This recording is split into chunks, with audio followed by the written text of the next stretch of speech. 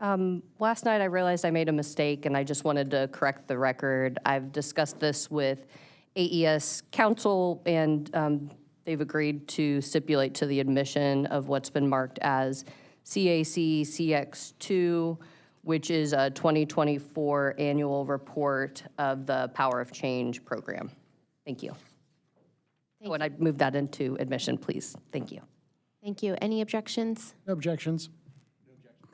No objection. No objection. No objection. No objection. No objection.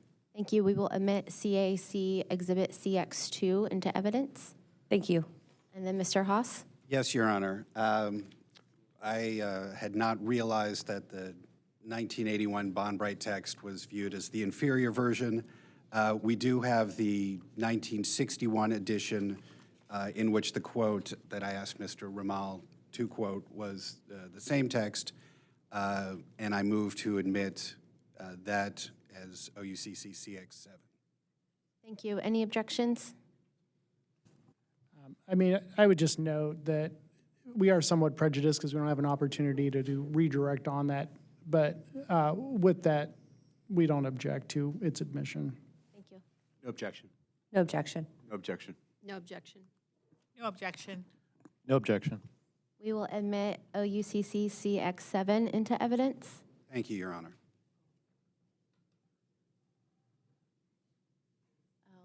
Ms. Schultz, if you would like to put your appearance on the record. Good morning, Your Honor and Commissioners. Please accept the appearance of Nikki Schultz, appearing on behalf of Rolls-Royce with the law firm Bose, McKinney & Evans, Indianapolis. Thank you. Thank you. And then Mr. Schmall, I don't think we got your appearance yesterday. Good morning. Appearing for the industrial group, Aaron Schmo of the law firm Lewis & Kappas here in Indianapolis. Thank you. Mr. Cashin, if you would like to proceed with the witness. Yes, Your Honor. Thank you. Good morning, Mr. Elliott. We've met before. My name's Adam with the OUCC. Good to see you again. Good to see you. Good morning. If you could start by turning to page 2 of your settlement testimony.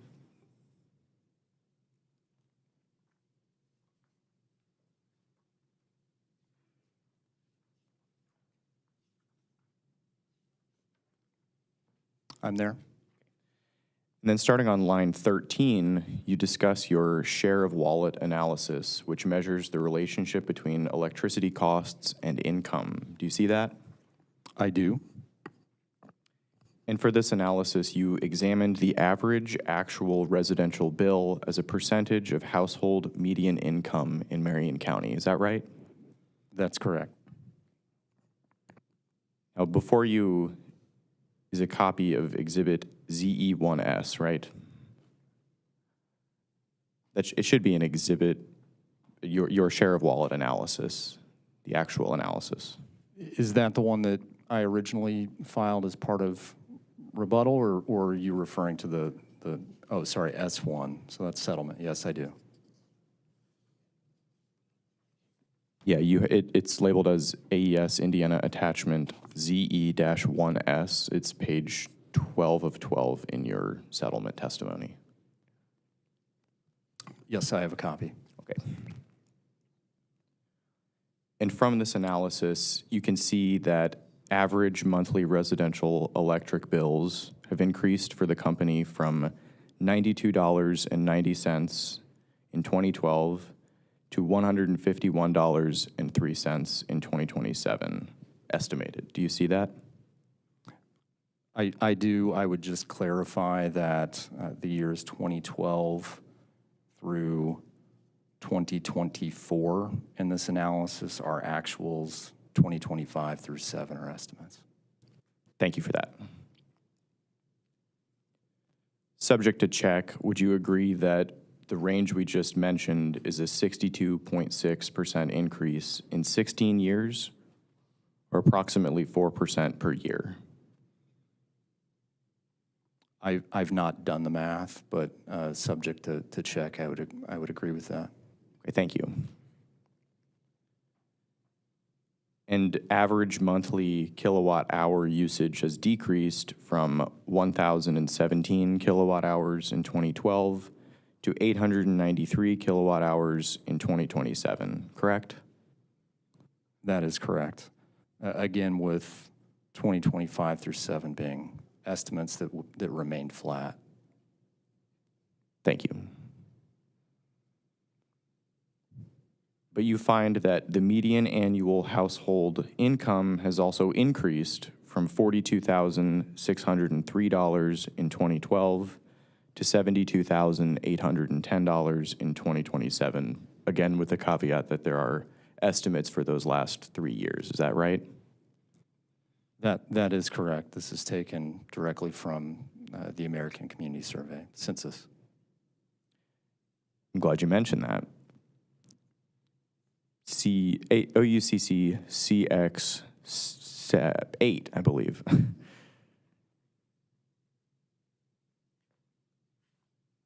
Is data from the Census Bureau's 2023 American Communities Survey for Marion County. Do you see that? I do.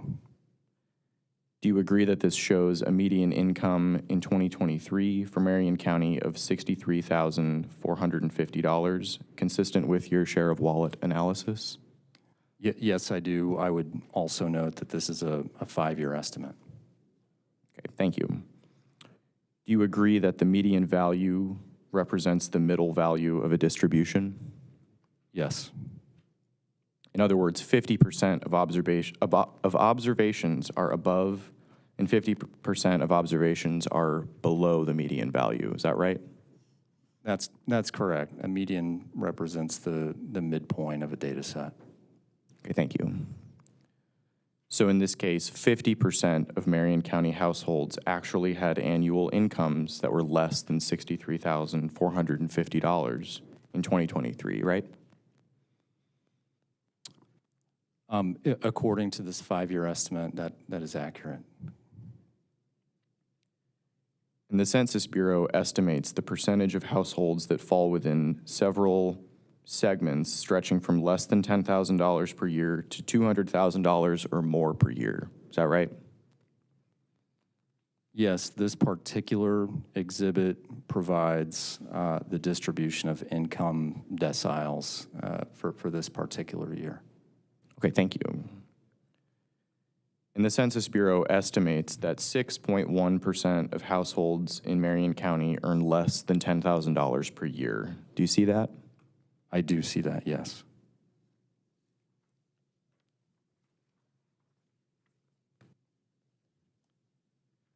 Do you agree that Mr. Dupree, in his alternative energy burden analysis, examines both the burden on median income customers as well as those customers that exist at the 15th and 20th income percentiles?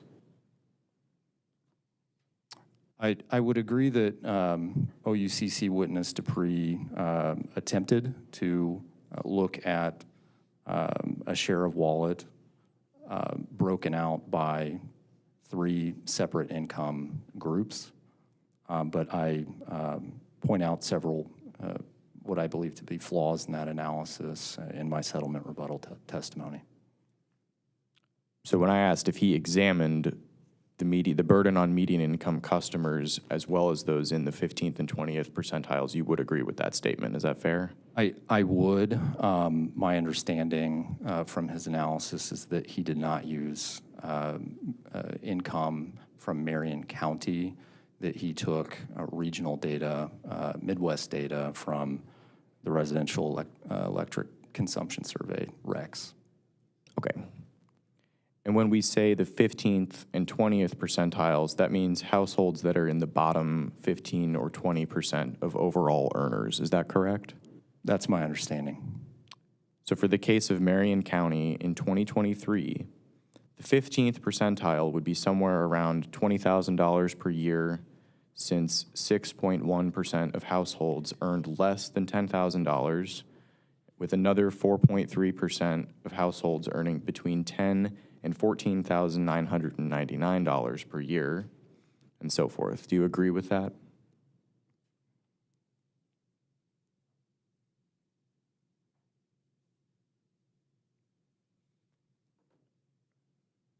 I would agree.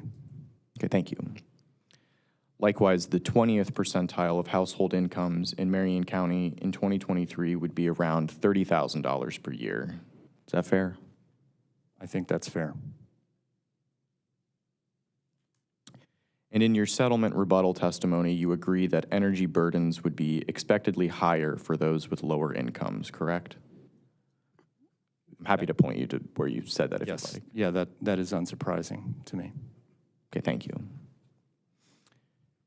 Now, I wanted to also ask you about your usage of the 893 average kWh usage level that we mentioned earlier. Do you remember that? I do. Okay.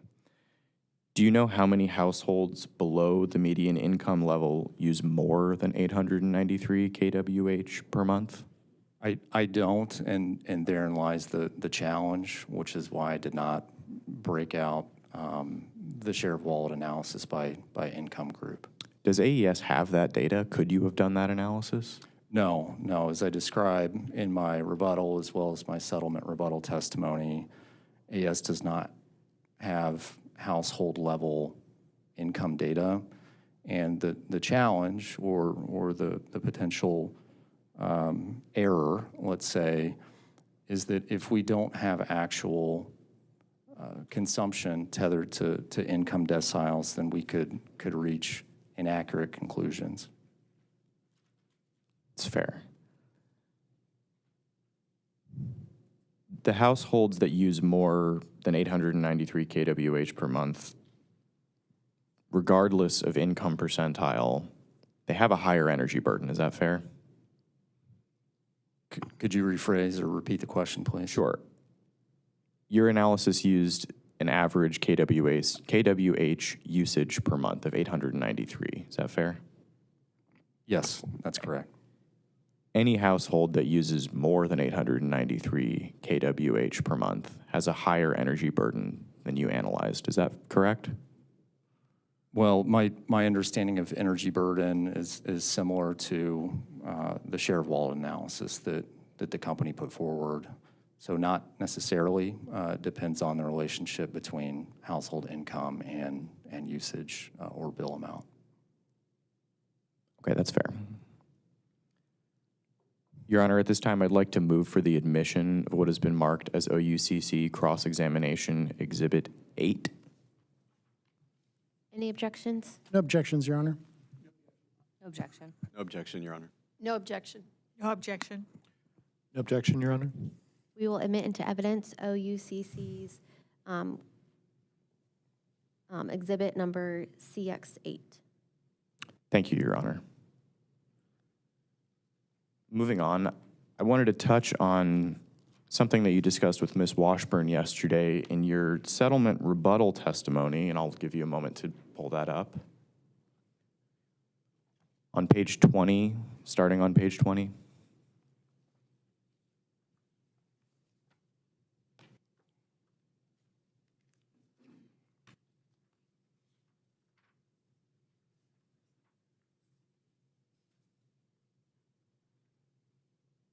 Page 20 of my settlement rebuttal or my rebuttal? Yeah, I'm sorry, your rebuttal testimony. Thank you for the correction.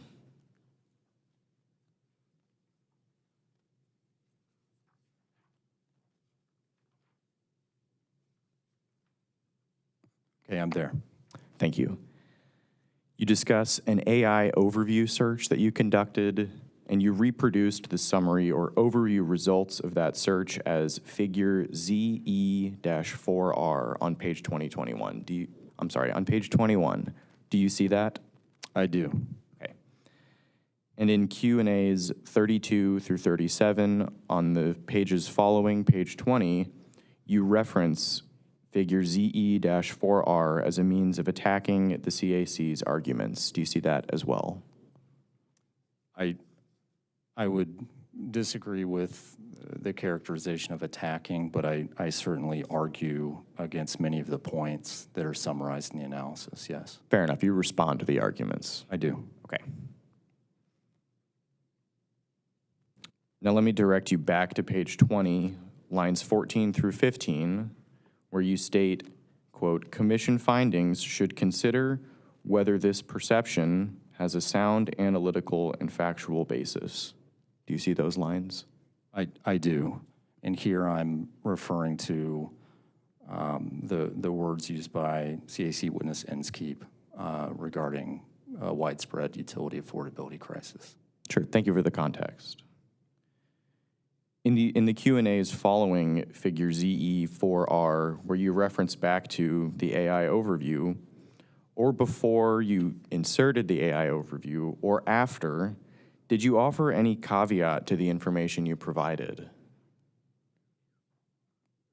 Can you clarify the information that you're referring to? Yeah, I'm asking whether or not you included a disclaimer about the use of AI, about a summary from an AI LLM in your sworn testimony. Did you include such a disclaimer? Well, in my testimony, I very explicitly referred to the methodology. And an LLM, as I described yesterday, while AI has its challenges, let's say, LLMs are very good at summarizing vast bodies of text. I'm sorry, did I hear you state that you did offer a warning that AI may not be the most reliable source? No, I simply refer to the fact very explicitly in my testimony that I used AI and I used Google's AI overview. So I'm very forthright about using it. You're very forthright about the fact that you used it, but not about any shortcomings that might come from the use of AI. Is that right?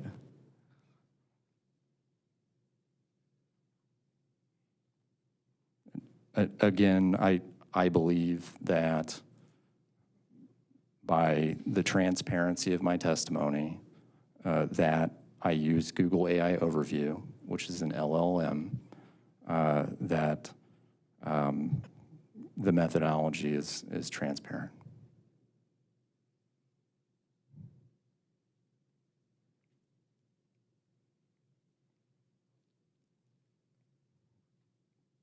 Is it your testimony that LLMs are a reliable source of information? As I previously indicated, LLMs are very good at summarizing vast bodies of information and text. Is it your testimony that this commission should rely on an AI overview in determining rates and charges for your company? I believe that the company has presented a vast body of evidence. This is one of many pieces of evidence throughout this case. Okay, thank you, Your Honor. I have no further questions. Redirect. Just one moment, Your Honor. Thank you. We will go off record.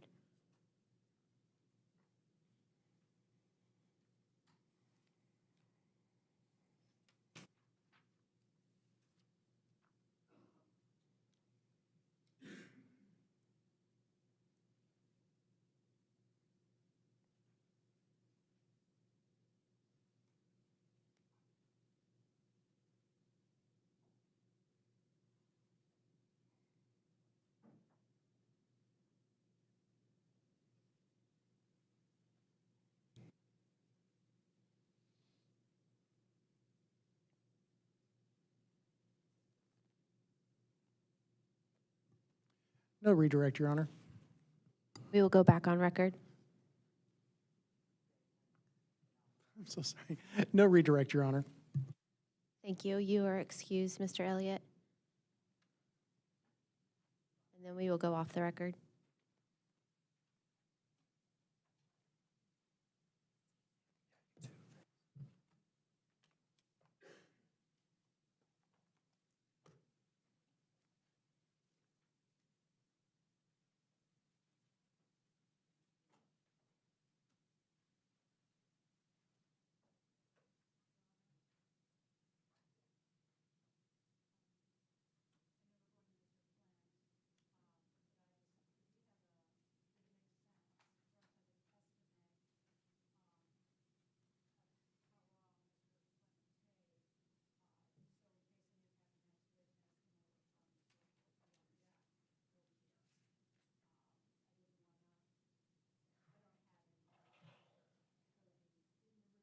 Okay. Yes. Yes. Okay. Yes, definitely, yes. Ms. Washburn, do you have, I do not have any questions for Mr. Flint. okay, Your Honor, I would estimate about 30 minutes, maybe a bit more or a bit less, but around there. about 30 minutes, okay.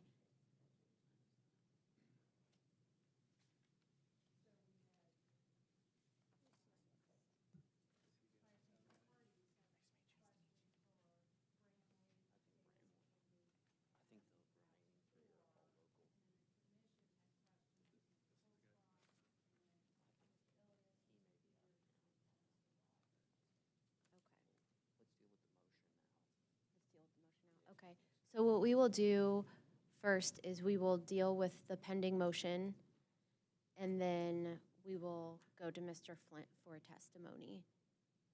And then, who do we want next? You won't? Yes, does the OUCC want to reply to AES's response that they filed last night? Okay.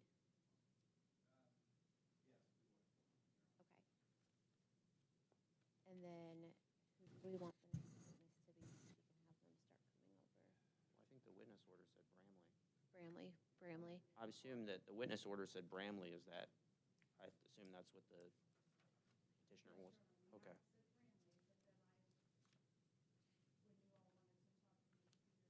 Sure. Well, let's deal with the motion first, and then maybe that'll clear everything else up.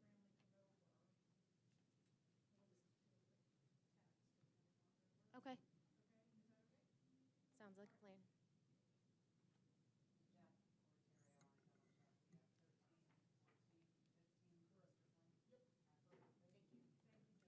You're welcome.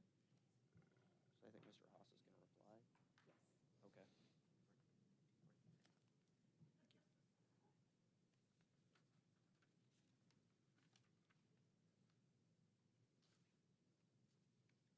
Whenever you're ready, Amy, just let me know. Perfect. We will go back on record. We will handle the OUCC's motion to strike. Petitioner has responded to that motion last night, and so would if the OUCC would like to reply to that response. Yes, Your Honor, thank you very much.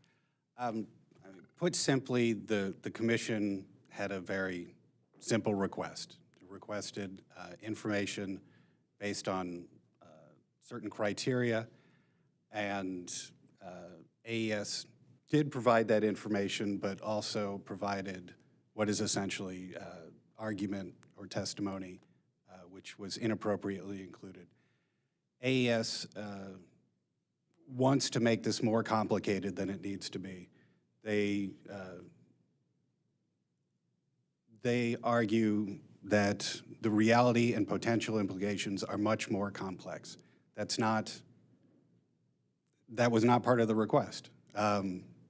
Again, simply, it was a request for certain data which was provided, and AES's attempt to make this more complicated and therefore necessitating more argument is simply inappropriate. So, yes, thank you, Your Honor. Thank you. And then there is also the motion to deny confidentiality. Would you like to also reply to their response for that? No, Your Honor. Okay, thank you. We will go off record for a minute.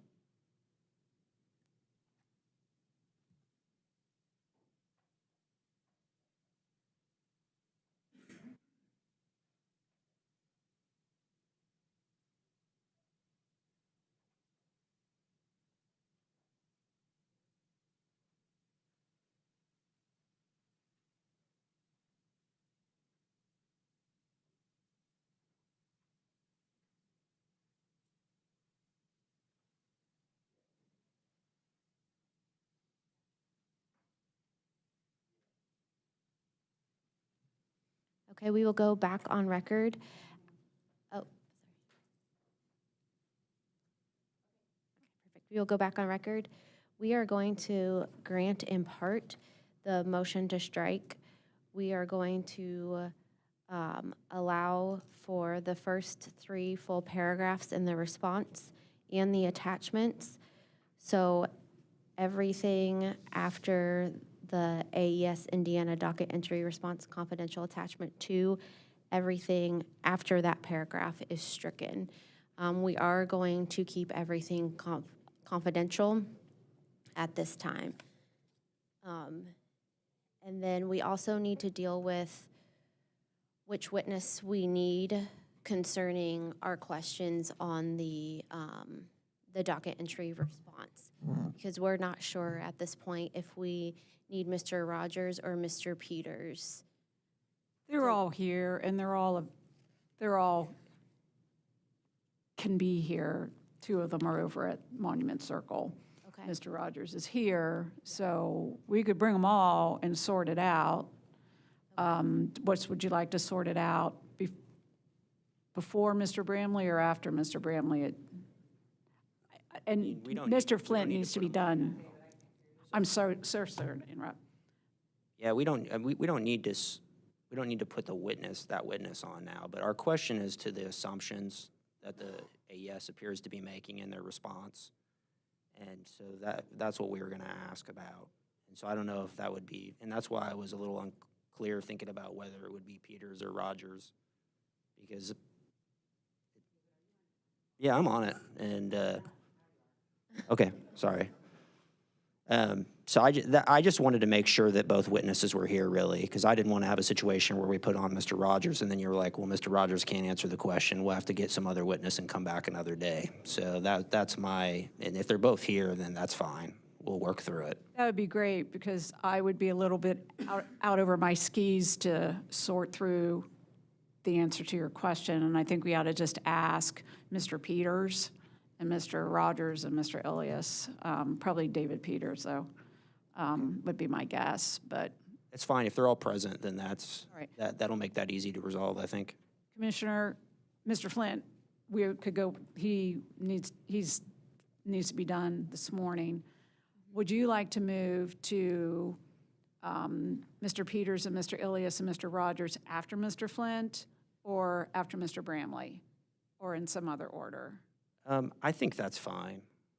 To Do the, I'm sorry, I think it's fine to resolve the docket entry okay, so I should have testimony next before we get into Bramley That's okay. or into the.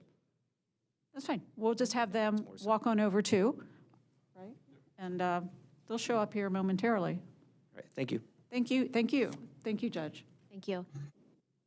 Petitioner, if you'd like to proceed. Oh, go off the record.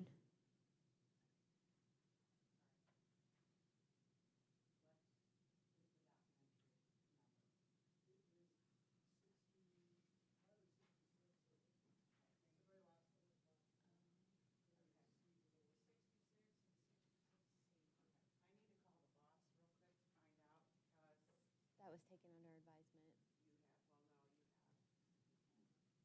Gotcha.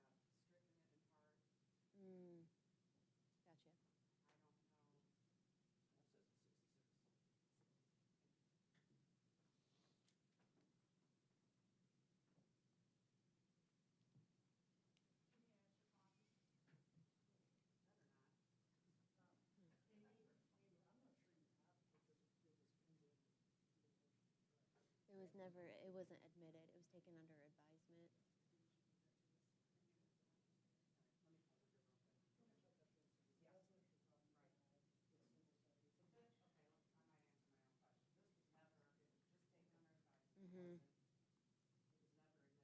It was not, because it was taken under advisement pending this motion.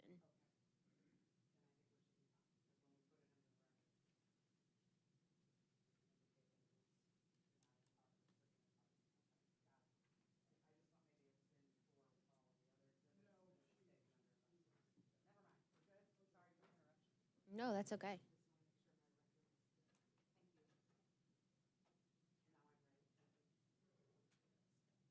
Okay, we will go back on record. Mr. Peabody? Thank you, Your Honor. The petitioner would call Mr. Cody Flint to the stand. If you can raise your right hand for me, do you swear that you will tell the whole truth and nothing but the truth? Thank you.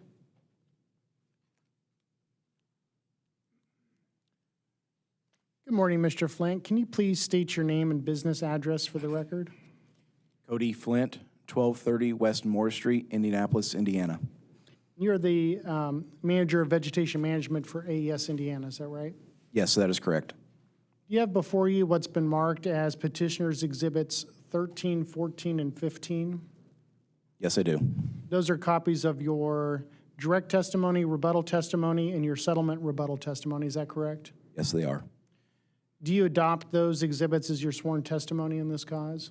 Yes, I do. The witness is tendered for cross-examination. Thank you.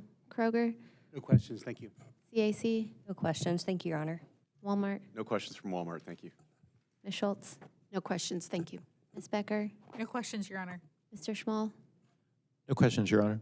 Thank you. OUCC. Yes, Your Honor, we do have some questions. Thank you.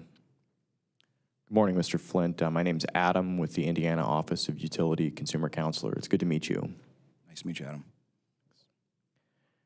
Could you please turn to your settlement rebuttal testimony, page 4 and line 9, and let me know when you're there?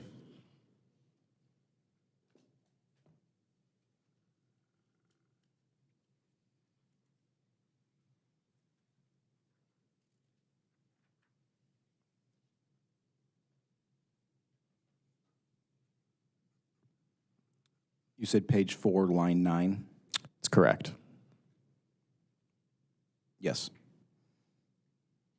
So you testified that the settlement agreement reduced the annual distribution vegetation management expense by $6 million to $36.6 million.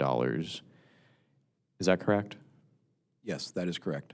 And you extended, I'm sorry, the settlement agreement includes an extension of the trim cycle to 6 years. Is that right? Yes, that is correct. And you would say that this is an acceptable amount for AES Indiana to ask from its ratepayers for vegetation management, for distribution vegetation management? I feel this is a good compromise that's made between what our ask was and what we were at. And we said this was a reduction of $6 million. So the initial proposal from the company was $42.6 million per year for a 5-year cycle. Is that correct? Yes, that's correct. Okay. So the amount agreed upon in the settlement agreement for vegetation management is actually, I'm sorry, at least for distribution vegetation management, it's actually less than what AES Indiana proposed in its case in chief. Is that right? Yes, that is right.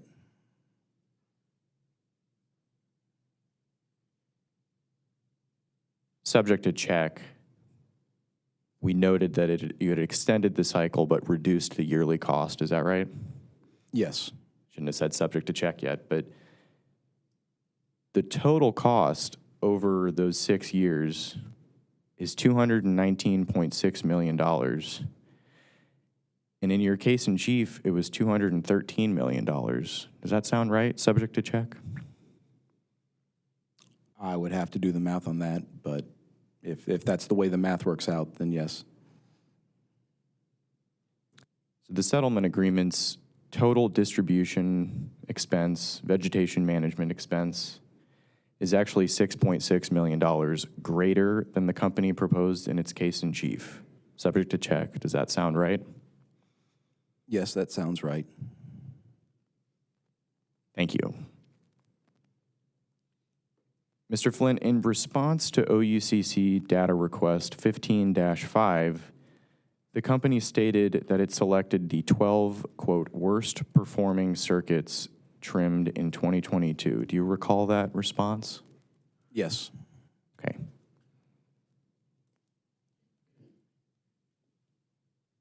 Now, can you please turn to your settlement rebuttal testimony on page 11, lines 16 through 19, and let me know when you're there, please.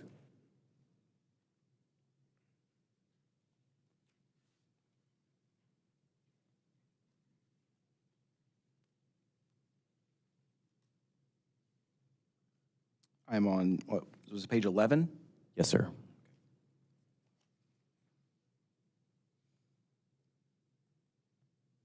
Okay, 16 through 19, I'm there. You would agree that circuits with the greatest reliability issues is very similar to worst performing circuits. Is that right?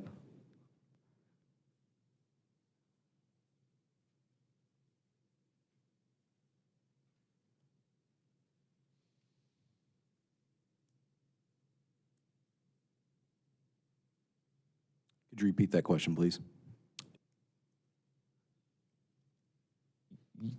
Yeah.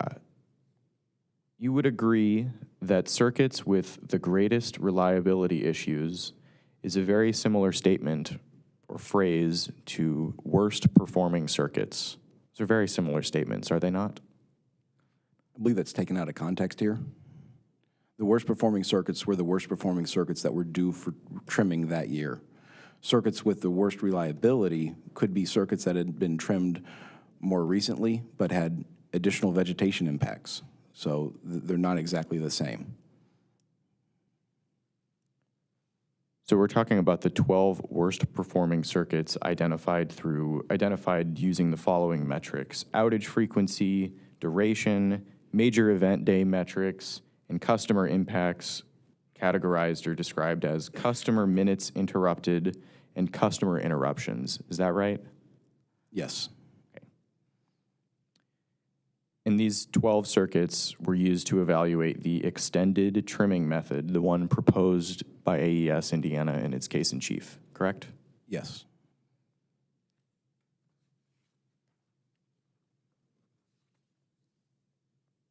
Now, with respect to the box cut trimming, you selected 20 circuits located within map sections that had the oldest documented trimming dates.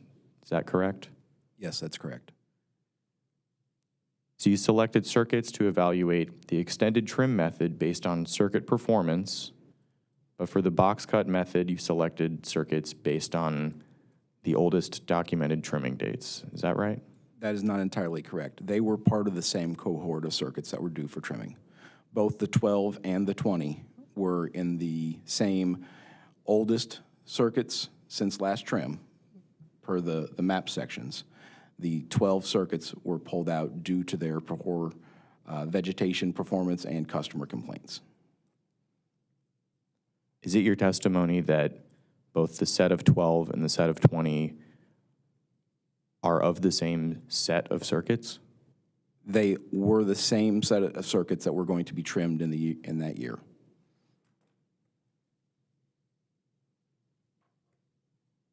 Okay. I want to discuss the AES tool. You familiar with that? Yes, I am. Okay. And that stands for Interruption Cost Estimate Calculator, without the calculator, but Interruption Cost Estimate. Is that right? Yes. Okay. And I think you've described this as the Department of Energy's tool, and it's an industry standard tool. Is that right? Yes, it is. It does not generate reliability improvement estimates on its own, correct? That is correct.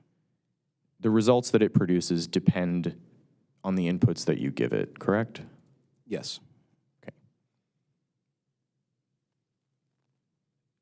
So this model assumes system-wide improvements rather than proving them, correct? The model takes into calculation the numbers that you put in and then extrapolates that forward. So the numbers that we put in were the real-world examples of what we had seen.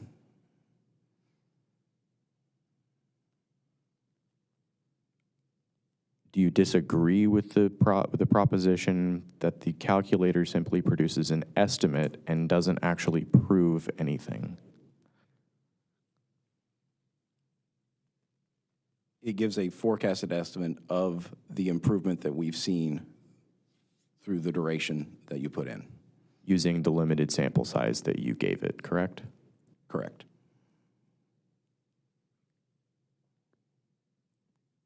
AES Indiana did not perform an independent cost-benefit analysis of its proposed extended trimming specification. Is that correct? That is correct. The company instead relied on the estimates produced by the AES calculator for the company's initially proposed 5-year cycle. Is that right? Yes, that is correct.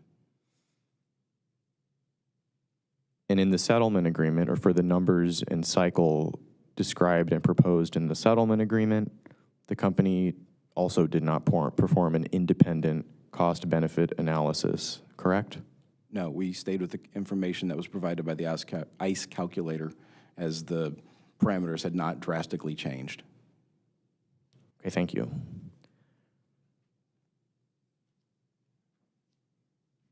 Does the settlement agreement adopt the same type of trimming and the same number of miles as the company proposed in its case in chief?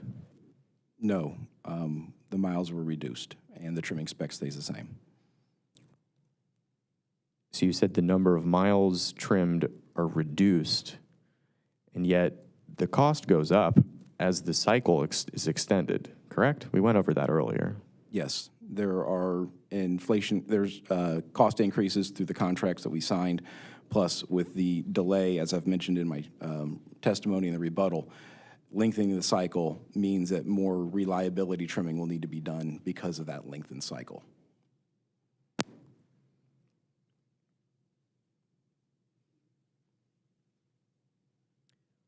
If you'll turn to page 5 of your settlement rebuttal testimony, please.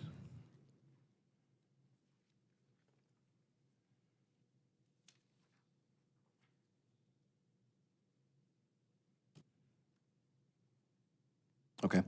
Lines 13 through 14, do you see that?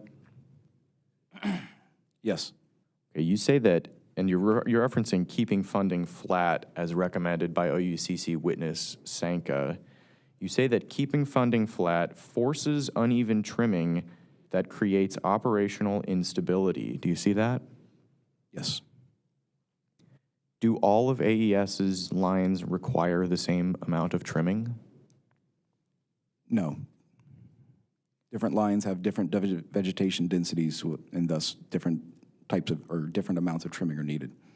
Sure. For instance, farmland doesn't require the same as urban vegetation. Is that fair? That is a fair statement. Based on what you just said, the company already does uneven trimming to some extent. Is that correct? There will be uneven trimming just due to a cycle. It is impractical to trim all 3,674 miles in one growing season. So it is on a cycle. So you'll have variations in vegetation across those years. Does the company experience operational instability based on that uneven cycle? That has been reduced by going to the circuit trimming method, which we started, I believe, in 2021, compared to the map section method that we previously used. So the instability there has been reduced.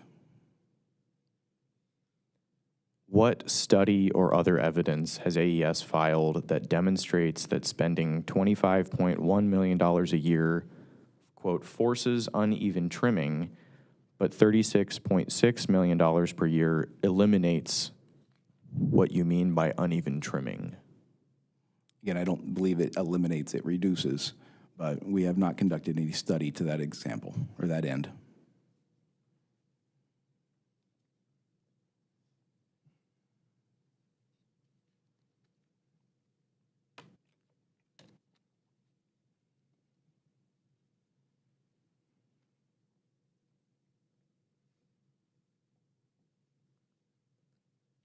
Can you point to any evidence that demonstrates a causal relationship between what you characterize as uneven trimming and operational instability? No. On that same page, page 5 of your settlement rebuttal testimony, you reference increasing outage frequency and duration. Do you see that? Yes. Wouldn't you agree that any non-vegetation management related outage is irrelevant to your analysis? No. Non-vegetation related outages often do require vegetation management work to gain access to the equipment to restore the power. Okay, but that has nothing to do with the frequency or duration of them, does it? That directly impacts the duration. What about the frequency? Not as much.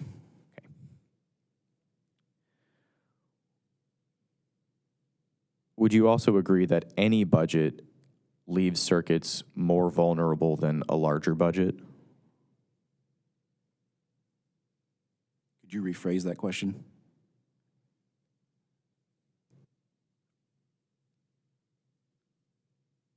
You can always ask for more money, correct?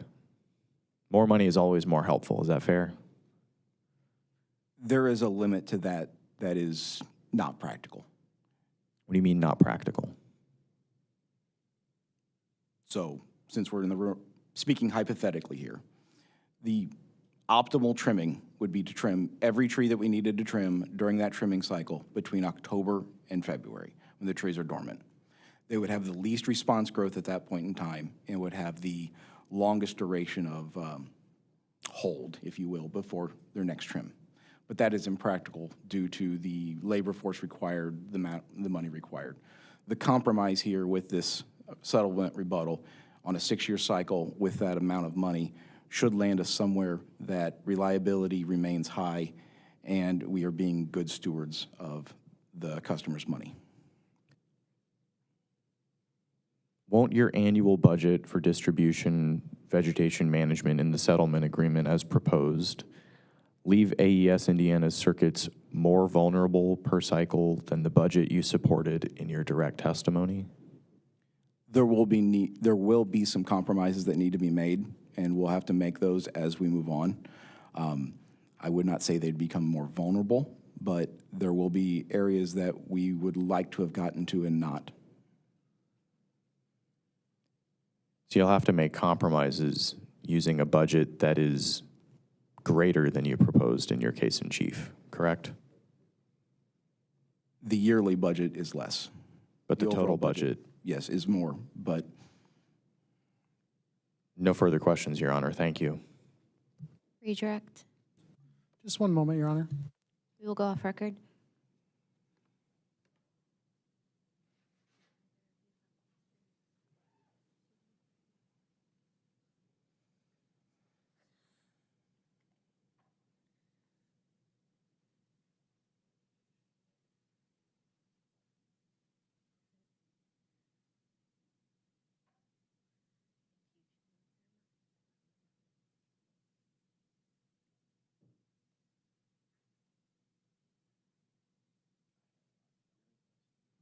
I'm ready, Your Honor. We will go back on record. No redirect, Your Honor. We're going to go off record for just a moment.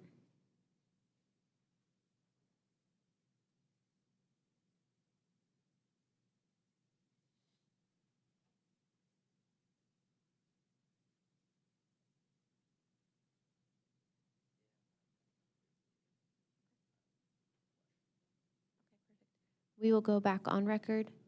Commissioner Valletta? Thank you. Mr. Flint, can you explain the question you were just getting from the OUCC on budgeting? Like how does AES determine that they have the optimal budget for the tree trimming that needs to happen? So it's a kind of a three-pronged approach. It's the scope of the work, the budget, and the amount of miles or the length of the cycle. So what we have done is we have our current budget. We take that and we know what our cost is for trimming the trees, and then we go out and we determine how many circuits we can get done during that time period. So it's a balance of, I have X number of circuits that need to be trimmed, oldest to newest.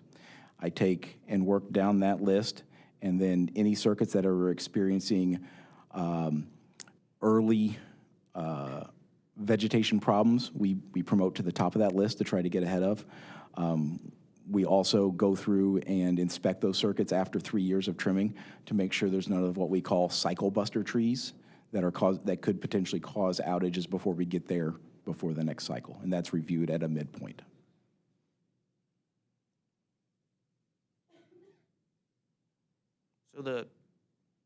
So it's not just you go through a cycle of trees. There's almost like a hybrid where you're going to go back and look at the ones that are trouble areas. Sorry, Amy. You're gonna identify the trouble areas. Yes. Yeah, if there's areas that have higher vegetation density, they get a little bit more of a focus on. And I need to say this is all working with the customers of that area. If the customers don't agree to the tree trimming approach, then we make that concession with them and we find something that we both can live with when we do the trimming. Who approves your budget?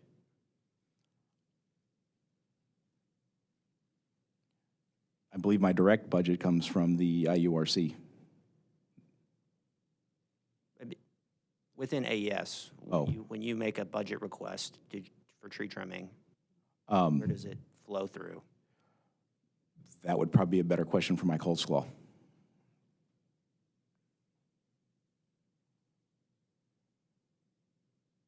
I don't think I have any further questions. Chairman Zay? Morning, thanks for being here. A quick question, and I think I saw it in the testimony. I don't have it right in front of me right now, but just to restate for the record, what's the easement or clearance around when you're clearing around the lines? So our extended trim is 15 feet to the either side of the conductor, 15 feet below. And then on multi-phase lines, we are pulling all the overhang, any branches that overhang in that area. On single-phase lines, we have a list of 12 species that are our most failure-prone species for branch failures, and we're removing those limbs. And then on multi-phase lines, we are also clearing a path that are on non-roadside poles from pole to pole to gain access during outages or things like that for people to inspect the lines. So if you clear this year, what would you say that cycle is? I mean, if you do an area this year and go do that 15-foot clearance and everything that you just stated, when would you reasonably suspect to get back to that same area?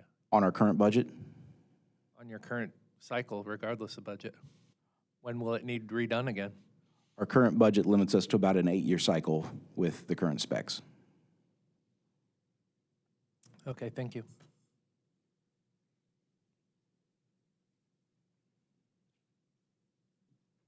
Okay. Thank you, Mr. Flint. You are excused, and we will go off record.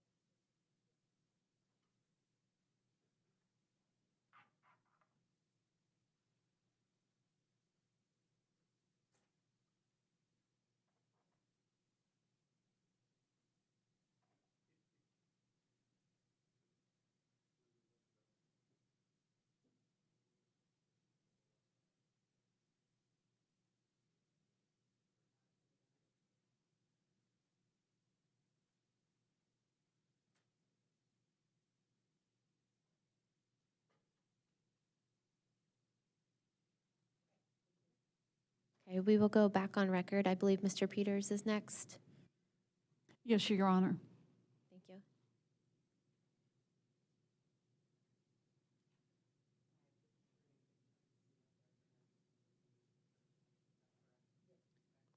Thank you, Amy.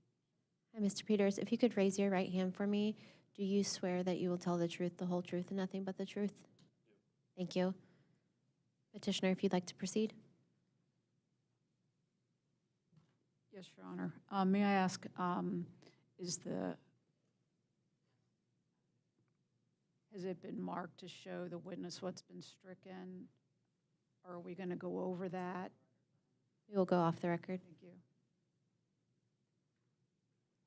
I don't believe the witness was in the room when you just Okay. ruled on that, so if we could, Strike out what we, it'd probably be more efficient and everybody would know the yes, answer. yep. No. Could we just give an extra copy that shows it? That's not the official? Would not want to do that. Can't believe I suggested it. I do. I totally see it.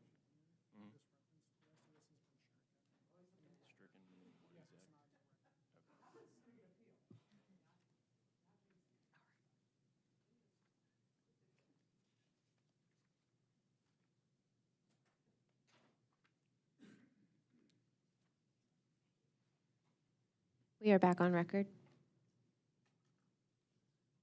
We are back on record if you'd like to proceed. Thank you, Your Honor. Petitioner calls David C. Peters. Has he been sworn? Yes. Okay, thanks, I missed a part. Mr. Peters, would you state your full name and business address for the record, please? My name's David C. Peters. Business address is 1 Monument Circle, Indianapolis, Indiana.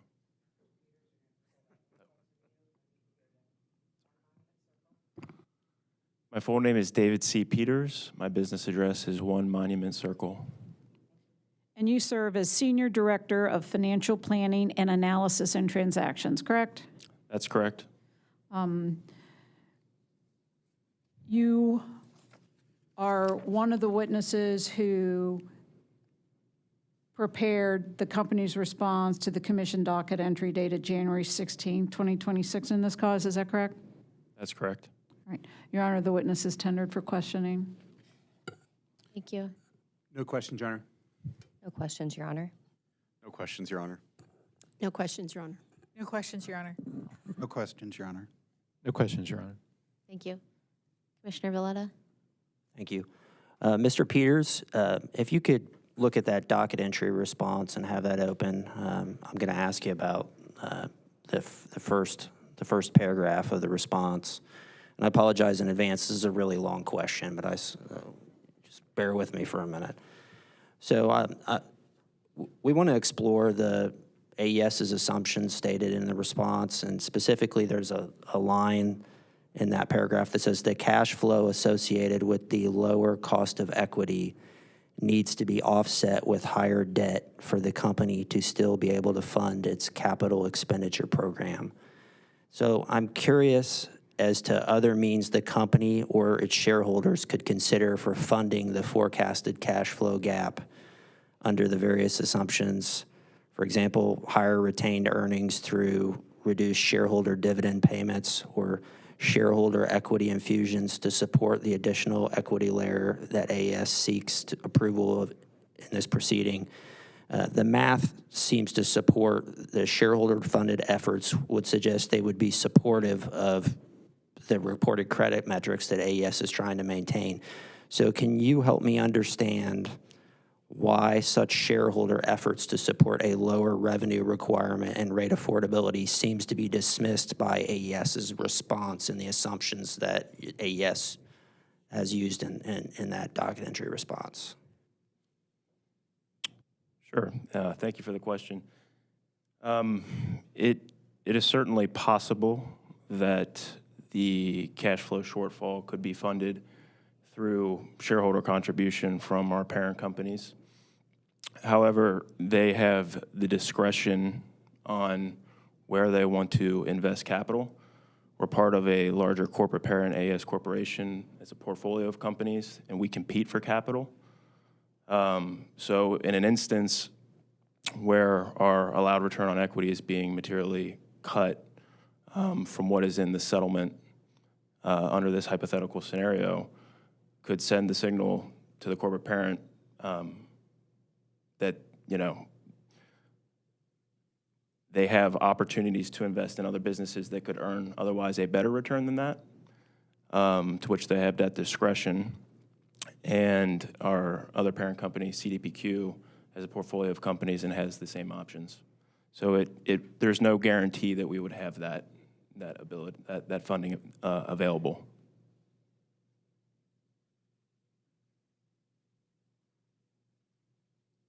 We will go off record for a moment.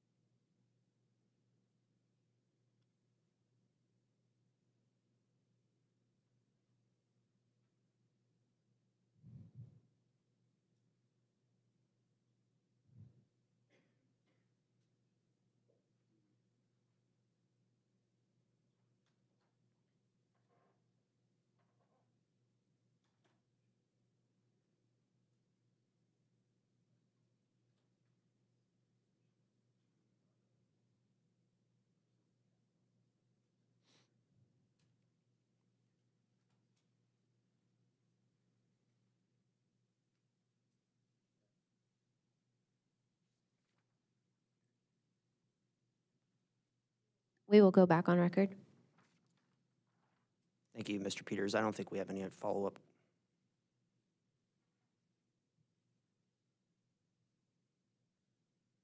Mr. Peters, you are excused. We will go off record.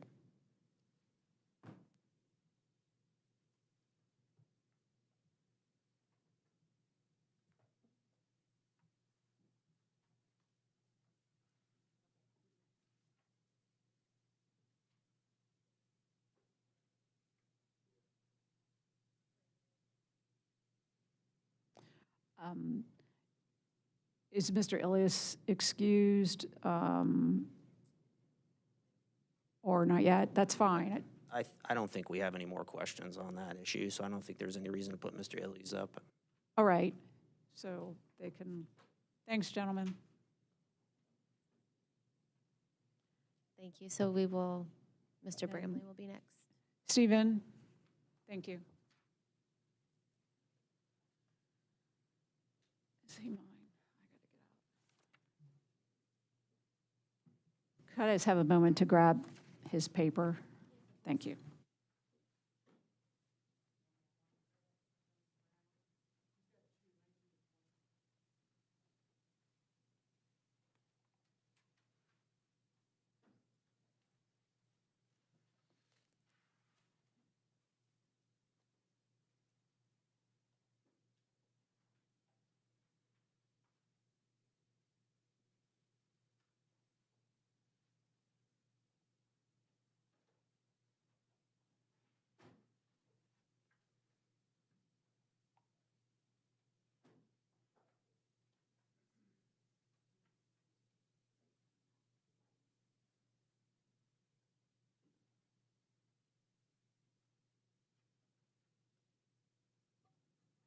Thank you, Judge.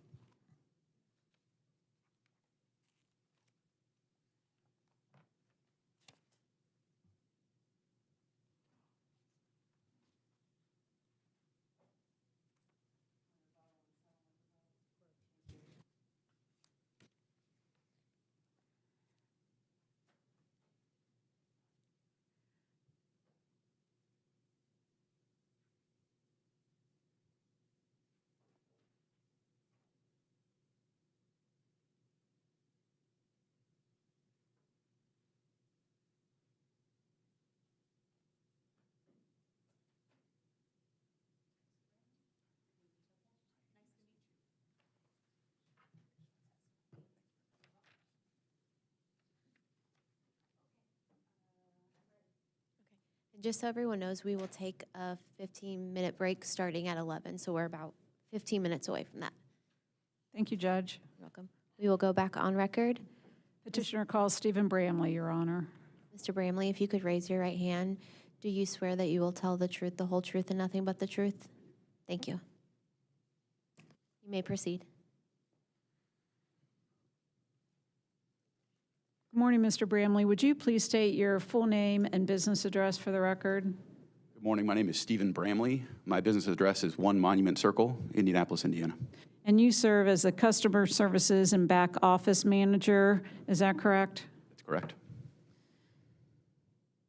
Your rebuttal and your settlement rebuttal have already been admitted into evidence as Petitioners Exhibit 19 and 20. Are those exhibits on the witness stand with you, sir?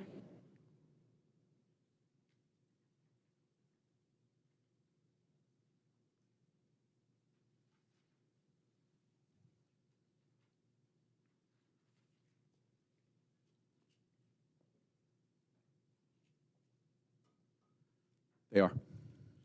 Do you have any revisions to those exhibits? No, Do you adopt the testimony in those exhibits as your sworn testimony in this cause? I do. Your Honor, the witness is tender for cross-examination. Thank you. Kroger? Ms. Washburn? Thank you, Your Honor.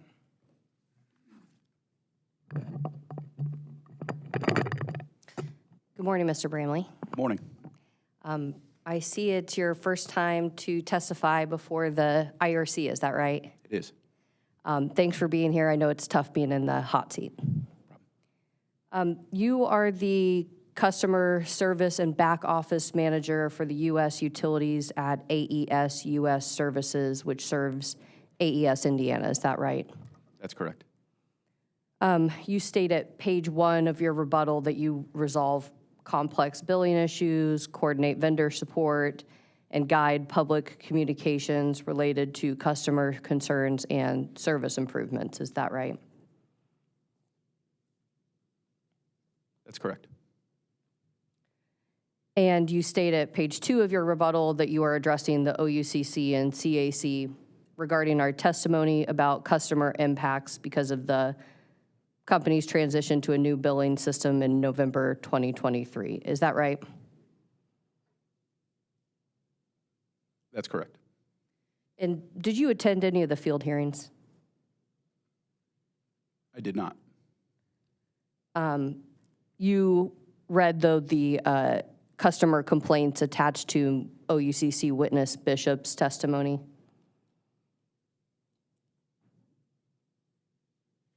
I read through a number of the complaints. I can't say that I made it through all of them. Okay, thank you.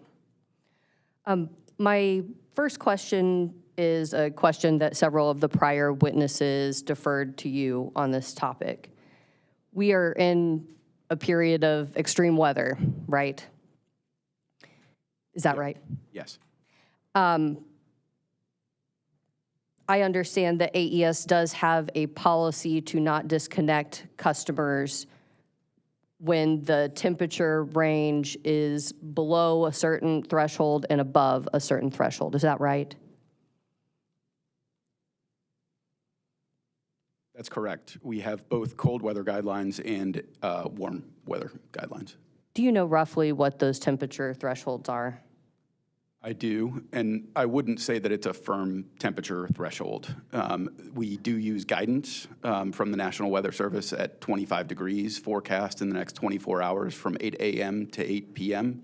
the following business day. But I would say that that is just guidance. If there's significant snow accumulation or a number of other factors that would influence our decision. And what about for hot temperatures for during the summer and whatnot? The hot temperatures are a bit different in that it's not necessarily a temperature guideline, it's a heat index guideline. And again, there are other factors that would influence our decision. It's not a firm line in the sand that if it's above 105-degree heat index, we will suspend. That is just the baseline.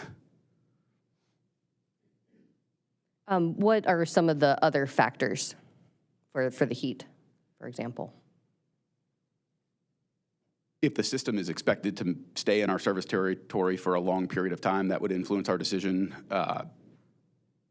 Significant load strain on the system could also influence our decision. A number of other extrinsic factors, a significant weather pattern that's about to move through our service territory is often preceded by a period of significant heat. Thank you.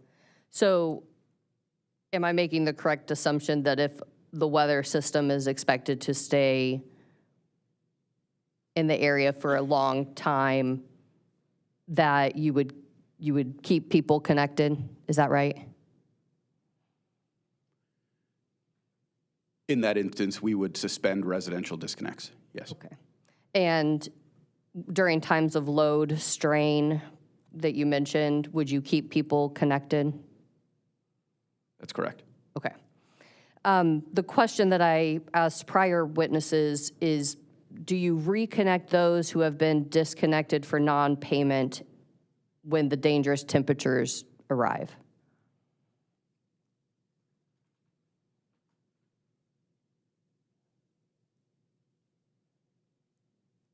We do not currently reconnect customers when dangerous conditions are forecasted in our service territory who have been previously disconnected for non-payment and noticed appropriately.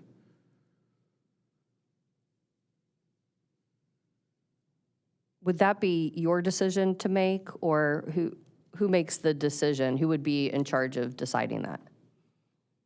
I think there would be a number of decision makers at the table making a decision such as that, and there are a number of complexities that we would need to consider when approaching a decision like that, such as how long before the significant weather event arrived in our service territory would we reconnect a customer who's been previously disconnected? Who pays for the service when it is reconnected? Do we put it in the last customer of record's name? A number of factors, those being a couple. When you're disconnected from non-payment, that's different from being disconnected because you were moving, right? That's correct. So you would still have that individual's name so you could reconnect those who have been disconnected for non-payment, right? We would still have the individual's name, but there are circumstances that the customer no longer wants the service in their name. And I think those should be considered in any decision to reconnect a previously disconnected customer. Would President Davis Handy be one of those decision makers on this topic? She would. Thank you. May I approach, Your Honor? Yes, we will go off record.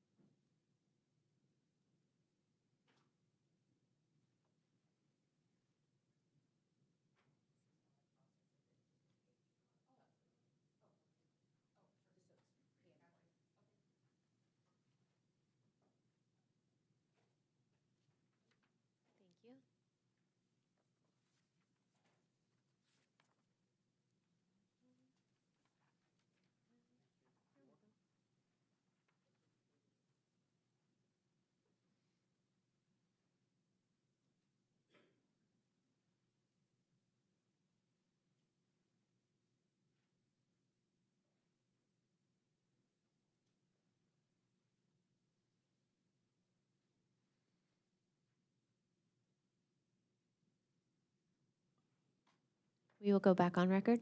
Thank you. You have been handed page 35 of CAC Exhibit 5. Do you see that? I do. And so this is one of the sets of testimony that you responded to in your settlement rebuttal, correct?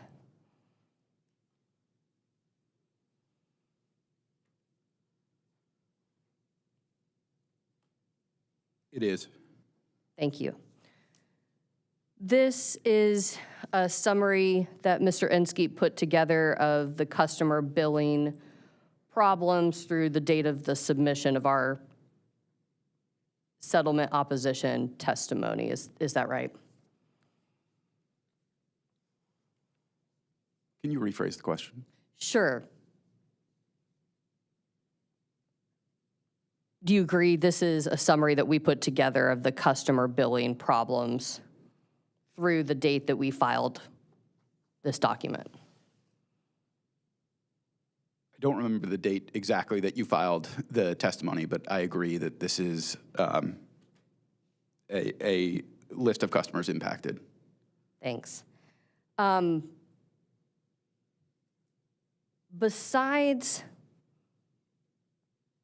the testimony that you offered about out-of-balance billing, does this look correct? I don't think I saw any testimony opposing the figures that we put forward. Are these numbers correct? I believe that Table 2, this exhibit, mischaracterizes the numbers the company provided in a data request response, making some numbers that are not additive or should not be additive in nature. Did you respond to that in testimony?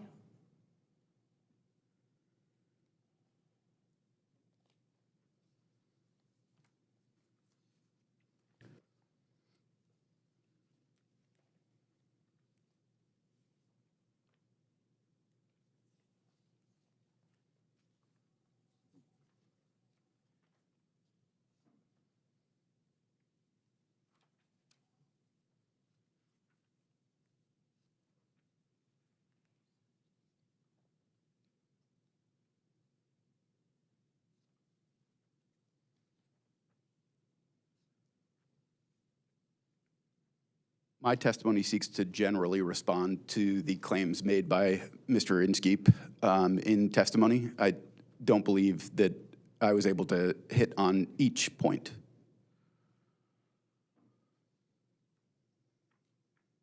So AES has not put forward. Is it true that AES did not provide the unique number of impacted customers in Discovery?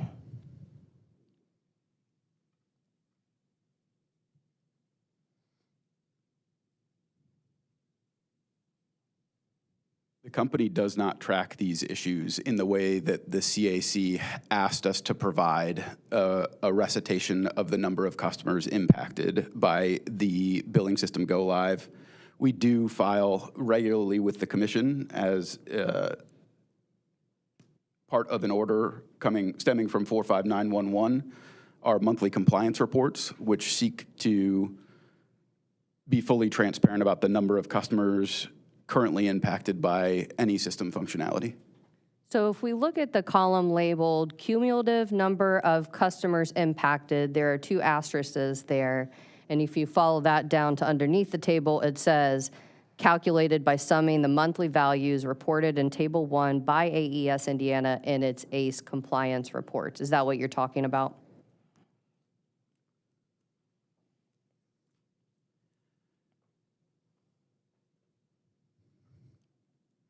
I disagree with the characterization that the number of customers impacted would be reflective of the number of invoices which we are trying to portray in the monthly compliance filings. There are two separate and distinct categories. A customer can have a number of invoices, for example. That does bring me to a different question. When you're referencing in the ACE compliance reports the number of tickets at issue, those can involve hundreds or thousands of customers, right? A ticket does not equal one customer. Is that right?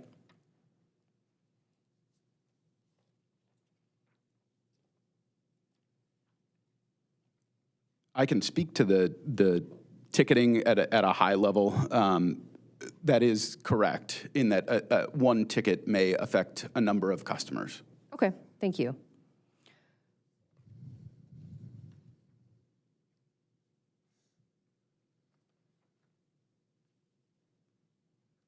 Okay. One of the issues that you responded to in rebuttal was you took issue with our characterization of customers being impacted by out-of-balance billing. Is that right? Would you mind pointing me to my testimony on the subject? Sure.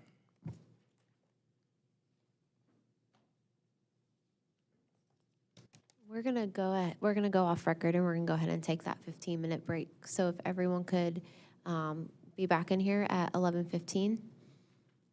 Thank you, Your Honor. Thank you. Thank you.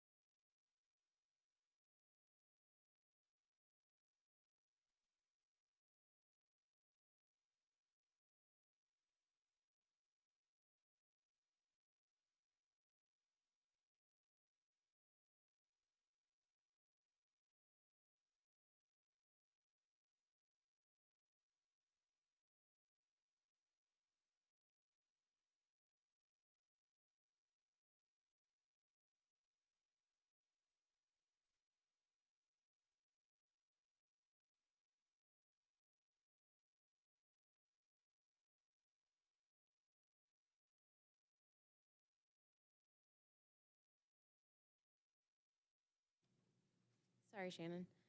Before we go back,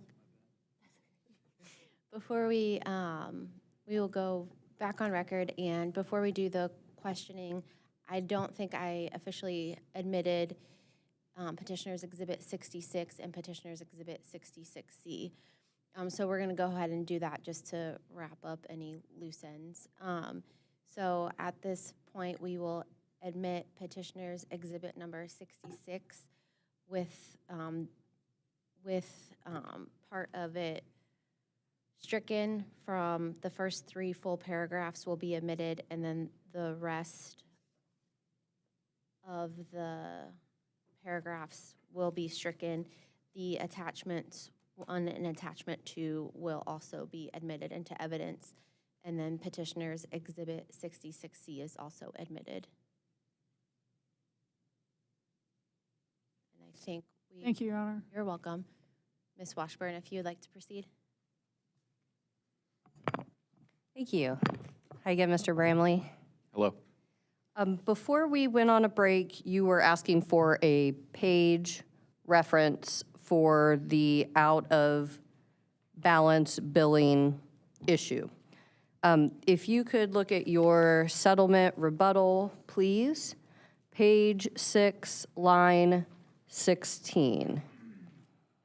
It states, as discussed below, the out-of-balance billing condition does not impose a financial harm to customers. Is that right? Or do you see that rather?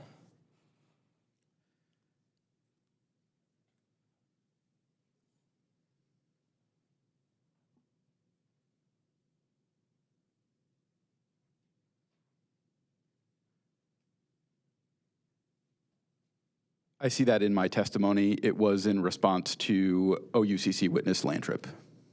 Yes. So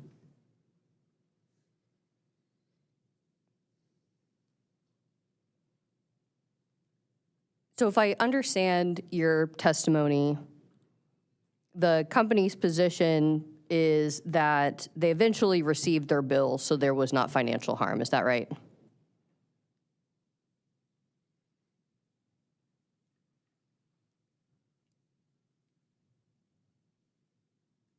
I think that statement is an oversimplification of the company's position. While the company recognizes that the delay in receiving an invoice is certainly an inconvenience, the connotation that it significantly imposes financial harm to a customer is what the company disagrees with. Would you agree that it could impact the budgeting and family financials of a household when they don't receive a timely bill and instead receive a bill several months later at a larger amount than what is typical for their monthly bill?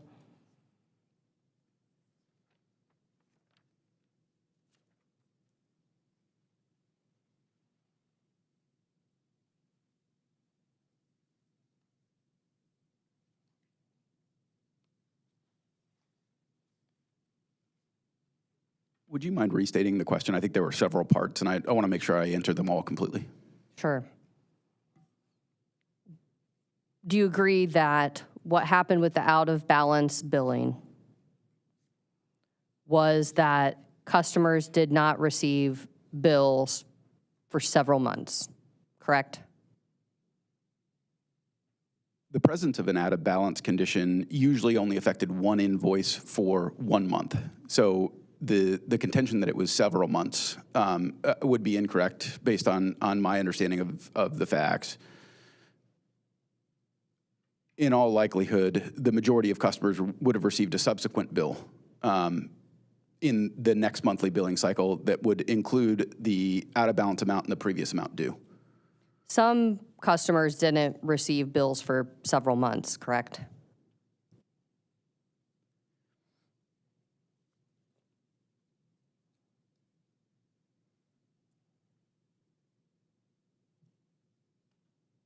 Before the new CIS was considered in a stable condition by the company. There were customers who did not receive an invoice for several months, yes, but that the driver of not receiving a bill in that case was not an out-of-balance condition.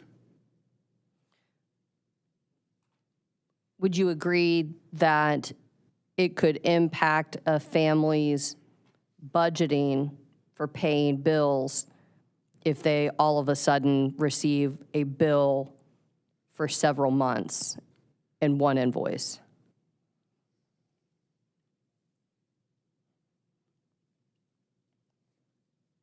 I'm not sure that I'm in a position to comment on what would make it more or less affordable to pay a bill. What I do, the company took substantial efforts when that was the case to offer installment plans over and above what the commission both recommends and mandates. We also paused late payment fees and disconnects for a period of over 18 months. So there were a number of steps taken in addition to the installment plans to lessen the surprise of a bill like the one that you're referencing.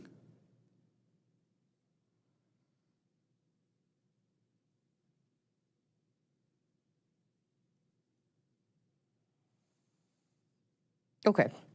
I'll move on. During the break, I had several cross exhibits marked. I'm going to briefly walk through them so we're all organized here.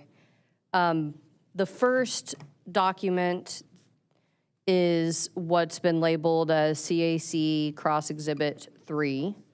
This is a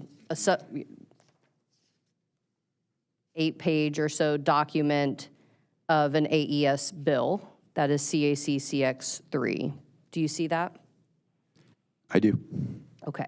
The next cross exhibit is what's been labeled as CAC Cross Exhibit 4. That is an AES data request response to CAC DR 7-3. Do you see that? I do. The next document is what's been labeled as CAC Cross Exhibit 5. This is a document, a communication from AES that says in the header, important action needed to continue your automatic payments. Do you see that? I do. The next document is what's been labeled as CAC Cross Exhibit 6. And this is a document from a screenshot from AES's app that says alert at the top. Do you see that? I do. Okay. We're going to start with C, and then there are 2 ACE compliance reports. Those documents are already in the record. The June 11th document is in the record attached to CAC's testimony. The July ACE compliance report is attached to your testimony. Just for clarification of the record. And I'd like to start with CAC Cross Exhibit 3, please. You respond to Mr. Inskeep's testimony wherein he flags several errors that he found with his own AES bill. Do you recall that testimony?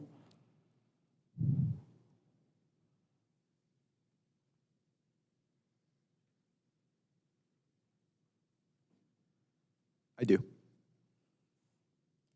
This is a copy of Mr. Inskeep's bill.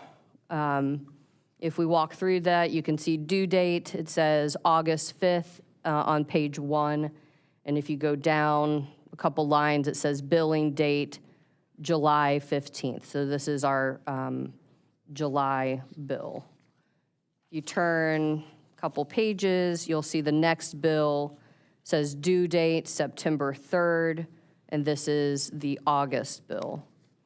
You turn another couple pages, it is due date October 3rd, 2025. This is his September bill. And then turning a couple pages, you reach November 4th, which is the October bill. Do you see those documents? I do.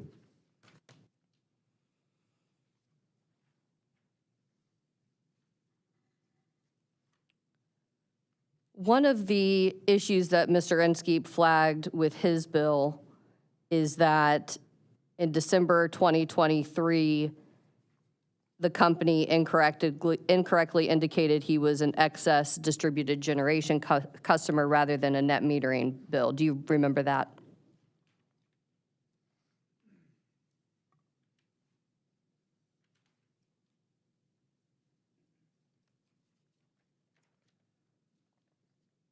I respond to Mr. Inskeep's contention that he was incorrectly displayed as a Rider 16 customer. The EDG. EDG, correct. Okay. And that would be a pretty big deal, right? The net metering compensation for distributed generation is greater than excess distributed generation, right?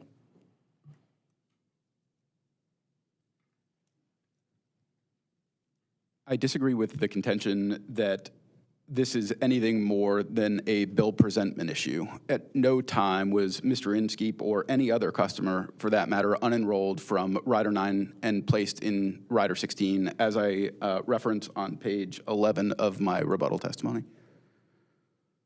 But it did incorrectly display on his bill, correct?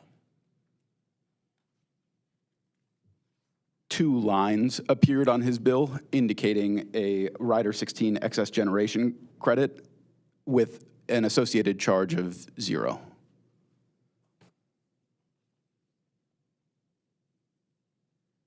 The invoice charges in both cases were correct.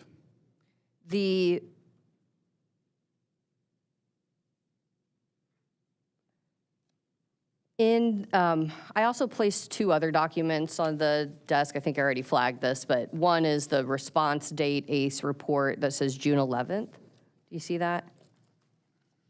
I do. If I can have you please turn to answer 9, which is on page 7.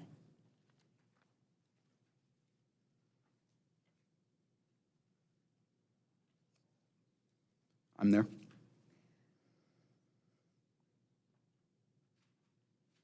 On this, these are questions from the commission, right? So question 9 is a question that was issued to AES from the commission. Is that right? I wasn't involved in the drafting of the response of this report. I'm unaware of, at a high level, I think I understand that they came from the commission, but I don't know that for sure. Okay, but you do have some of these reports attached to your testimony? I do. Okay. Yes. In answer 9, it talks about, it says, on the issue of late or confusing bills due to bill print issues, have you noticed a trend with the customers who have had these issues, such as geographic area or certain billing programs? It then says the answer, the company has not noticed a trend in impacted customers from a geographic area. The primary trend identified is related to certain billing programs. This includes customers with unmetered lighting services and customers participating in budget billing. In addition, a subset of customers participating in direct debit auto pay and AES Indiana's optional green power program were impacted by issues resolved in November 2023. Do you see that? I see that. And so the bill print issue of this EDG versus net metering was not put into the response for the commission, correct?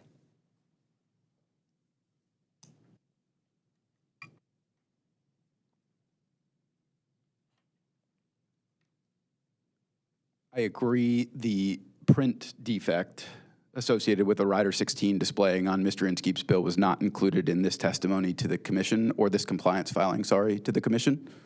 But as I state in my rebuttal testimony, that this is simply a bill print defect causing 2 additional lines to appear. The invoice charges are absolutely correct and recalculated in the Company Act quickly to remedy with the January and February 2024 bills. But it was a bill print issue nonetheless, correct? Yes, I think it falls squarely into the category of bill print. And I can pull up Mr. Inskeep's direct testimony if you need a reference, but AES response to CAC data request 3-2F.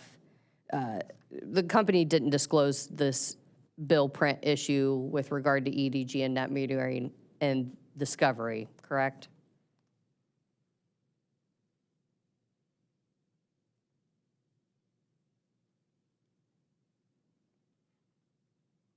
I believe we do respond to the EDG versus net metering in Discovery in 7-4 that we provided to the CAC.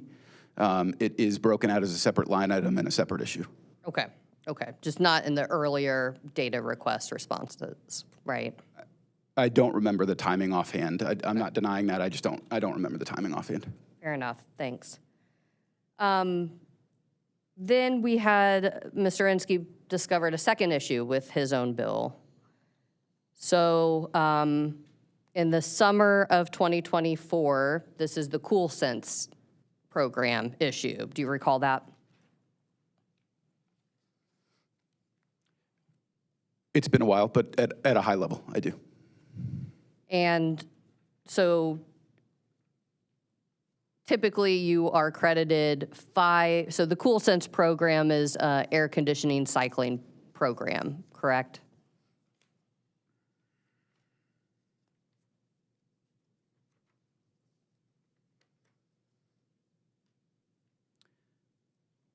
Overall, as I talk about a little bit in my settlement rebuttal testimony, it's a demand response initiative designed to reduce peak electricity and demand during summer months while providing customers with meaningful incentives, yes. Thank you. And so typically you are provided a $5 credit on your 4 summer month bills, right? So a total of $20.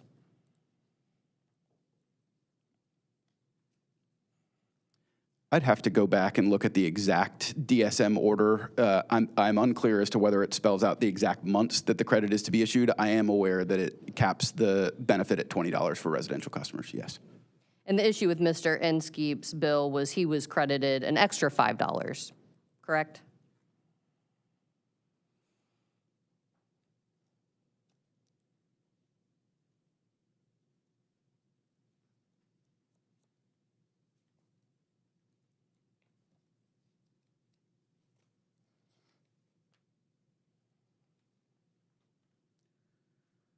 That's correct. In early 2025, when AES Indiana initiated its standard reconciliation process for the prior program year, we identified that Mr. Inskeep, among other customers, was given an additional $5 credit. Thank you. And so that was a summer of 2024 issue that was then rectified in winter, first quarter of 2025.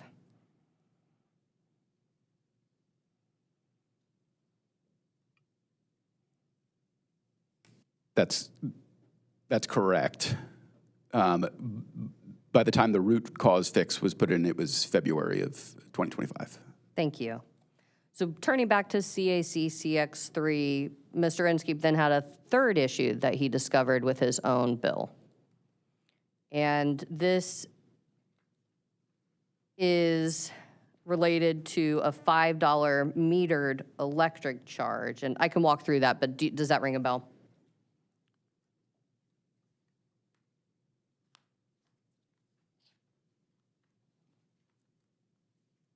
I disagree with the contention that this was in reference to the company's billing system. This issue involved a delay in receiving an integration file from a vendor. So let's take a step back, please. So we've had issues with the rollout of the CIS billing, as well as separate billing issues, correct? So 2 different categories. CIS related and non-CIS related.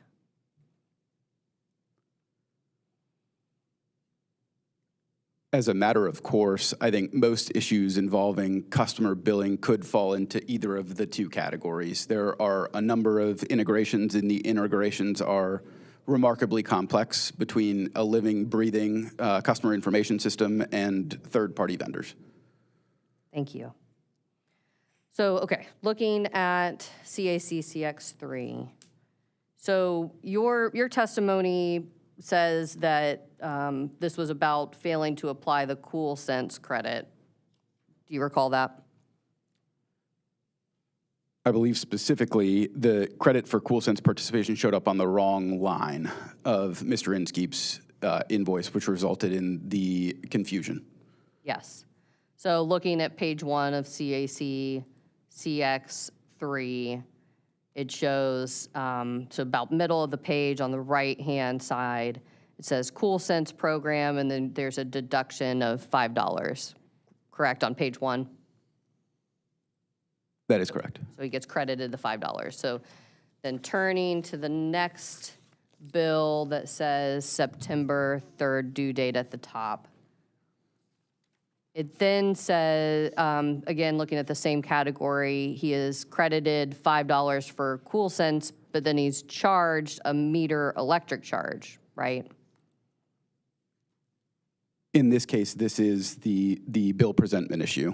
The $5 metered electric charge should not have appeared on that line. Okay. And so then turning to the next bill, the metered charge, so it says October 3rd in the right-hand corner for the due date. So then the metered electric charge is at $0 and the CoolSense credit is at $5. Do you see that? This is a correctly displayed Okay. CoolSense credit, yes. And then turning then to the final bill.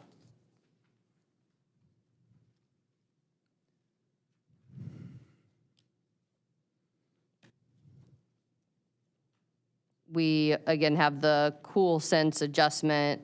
This is the November 4th due date in the upper right-hand corner. And then at the top of the page, it says, it provides the CoolSense adjustment for $5 and then provides a message under the message center talking about what happened. A CoolSense debit was incorrectly applied to your last statement, CoolSense debit. Do you see that? I do see the invoice with the due date of 11/4, where that appears in the bill message. Okay. So essentially, the issue occurred in August, and it was rectified in 2 months later in the October bill. Is that right? In this case, and I don't remember the specifics offhand, as I stated, it's been just a little while, but it was rectified on I believe to be the next scheduled invoice for the customer.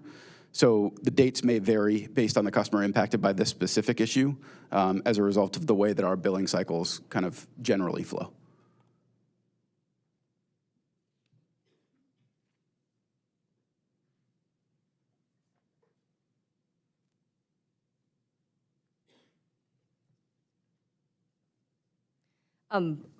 But turning to the September bill, it wasn't fixed there, correct?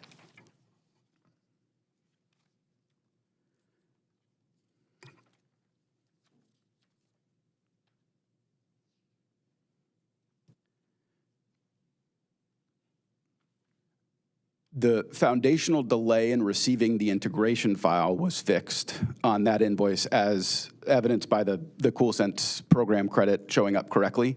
But the fix for I believe it was the August invoice, it does not appear on Mr. Inskeep's September bill. That's correct. Okay. I previously gave you a table 2 that says summary of customer billing problems from CAC's testimony.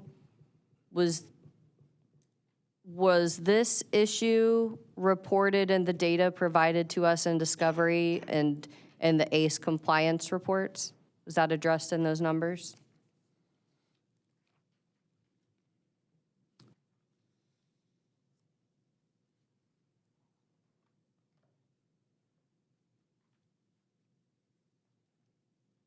I think I can only speak offhand about the more recent data responses. I believe that it was, as evidenced by Table 2. I just don't remember the exact number of impacted customers right off the top of my head. But I do believe Table 2 is reflective of this number of customers.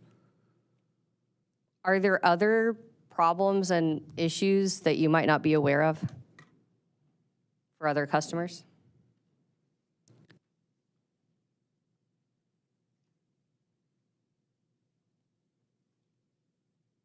I think I disagree with the contention that I wasn't aware of this issue and actively involved in the resolution of it.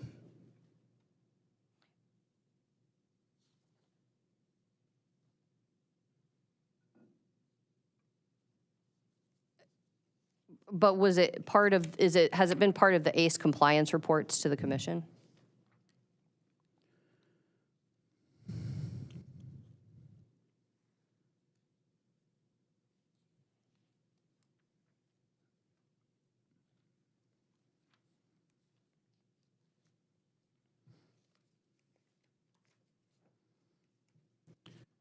It is my recollection that we do disclose this issue to the commission in one of our compliance filings, yes. So these issues were ongoing through the summer and fall of just this 2025 past year, right?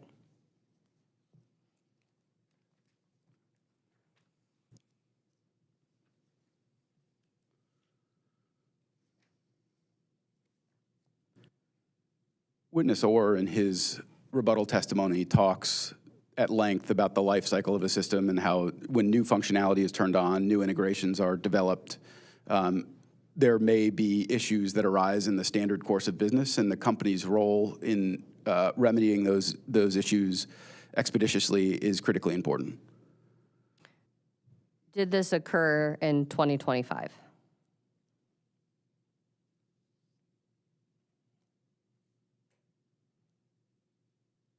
The issue referenced in CX-3? Yes. Yes. And again, the ACE system went live in November 2023, right? That's correct. The ACE system went live in November of 2023. Okay. Okay. Moving on to what's been marked as CAC CX4, if you could have that handy, please. In rebuttal, AES responded to an Indy Star article referenced in OUCC testimony featuring a customer who was billed 10 times through autopay for a single bill of $100, resulting in more than $1,000 being withdrawn. Do you recall that?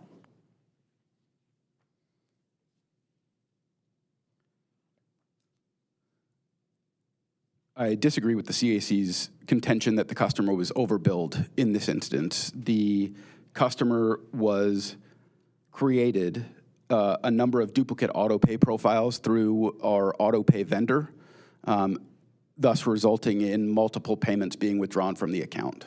The customer was at no time billed for that amount. This was a vendor autopay issue which allowed the duplicate profile creation. Was it her fault that AES's system would freeze when creating an auto pay account, making the impression that that the auto pay account wasn't created? Was that her fault?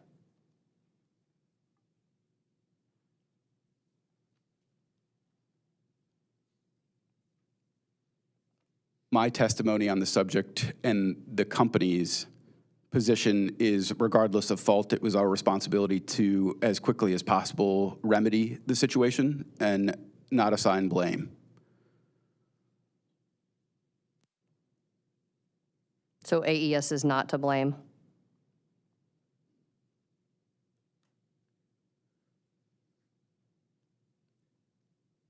As I indicate on page 15 of my settlement testimony, the foundational issue that allowed this to happen occurred on a vendor platform that AES was responsible for coordinating with the vendor to quickly put in a solution. And AES also took the lead on making each of these customers whole by individually communicating with them and discussing the best solution for them. On page 4 of your rebuttal, lines 10 through 12,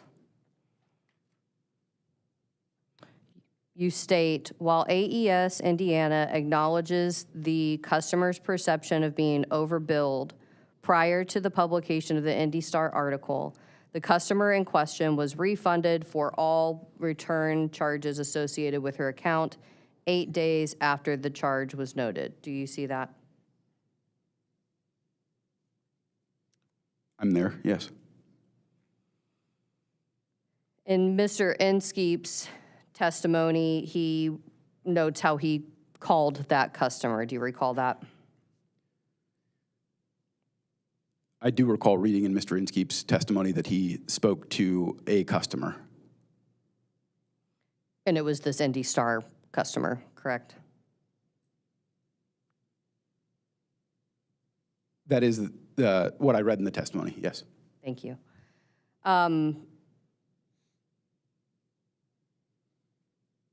Is it your understanding that the customer reached out to the bank to dispute the unauthorized charges, and it was through that interaction that she got her refund?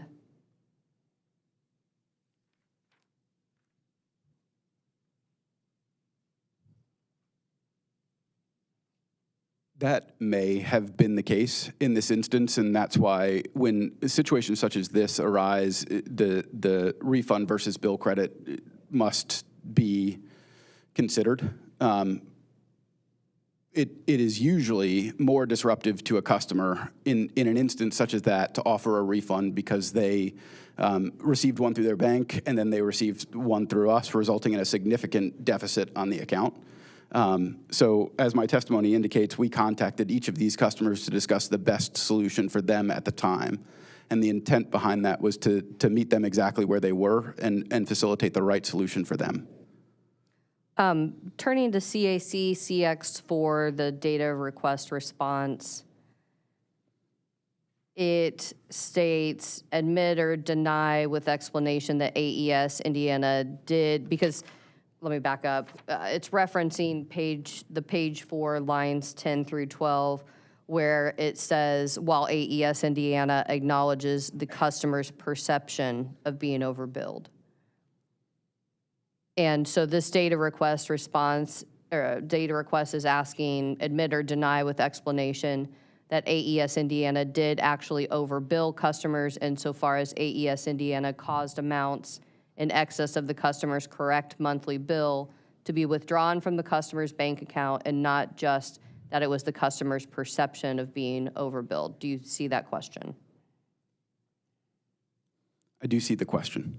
And AES responds, the reference testimony relates to a single customer identified in an Indy Star article discussed by OUCC witness Latham. AES Indiana admits that an incorrect amount was withdrawn from the customer's bank account due to an isolated auto payment error. So it wasn't just the perception of being overbilled. Her account had money, an incorrect amount withdrawn, right? What both this data request and my testimony on the subject seek to do is clarify the customer was never billed for this amount. It was an overpayment on the account as a result of an ability to create multiple auto pay profiles.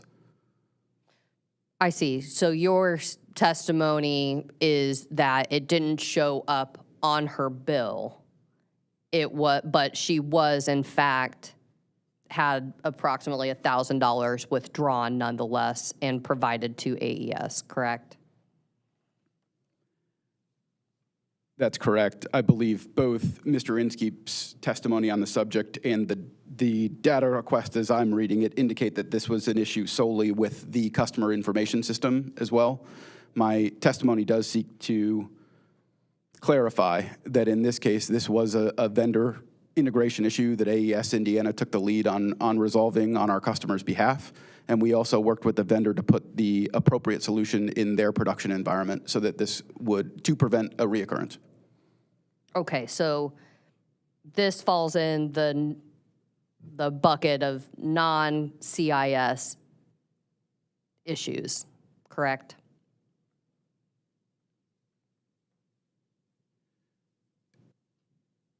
In the hypothetical that a CIS as complex as the one that AES Indiana operates could ever be classified as two buckets, yes, this would fall into the non-CIS.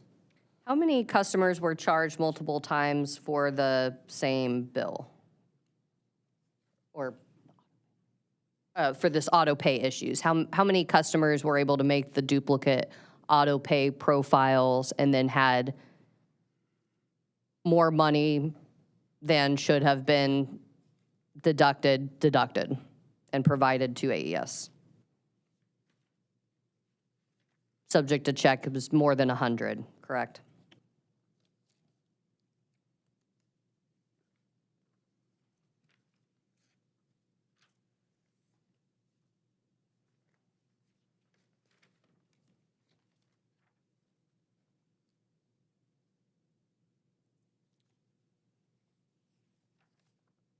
As indicated on page 14 of my settlement testimony, it was 114 customers.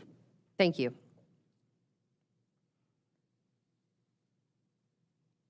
Do you think that having that money taken from customers' banks incorrectly harmed customer finances?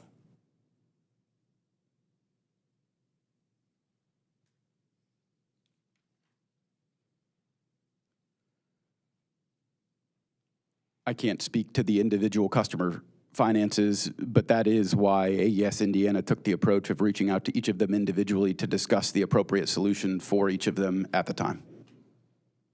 Thank you. We can set those couple documents aside now. Could you, though, please pull back up the June 11th ACE report? And this is, again, the AES Customer Ecosystem Project report provided to the Commission and cause number 45911, response date June 11th. Do you see that? I do.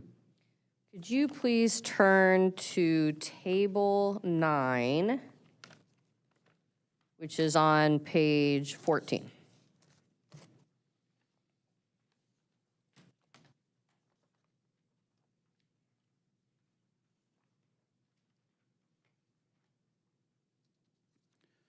I'm there. So I won't make you do math on the stand, so subject to check. November 2023, these are average speed of answer. So a customer has an issue, they call AES customer service trying to get help. The average speed to answer for November 2023 is 16.7 minutes for the 1,000 seconds. Does that ring a bell? Subject to check, I would agree. And then December 2023, that's 13.2 minutes before someone answers the phone, right? Subject to check, I would agree. In the customer complaints attached to OUCC witness Bishop's testimony, do you recall customers commenting that they had to wait hours? I think one customer mentioned 10 hours to get an AES customer service representative on the phone.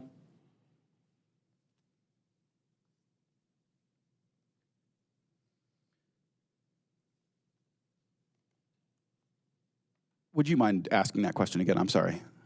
Sure. You mentioned that you had reviewed some of the customer complaints attached to OUCC witness Bishop's testimony, right? That's correct. And in some of those customer complaints, they represented that they had to wait hours on the line to get connected to customer service with AES. Is that right?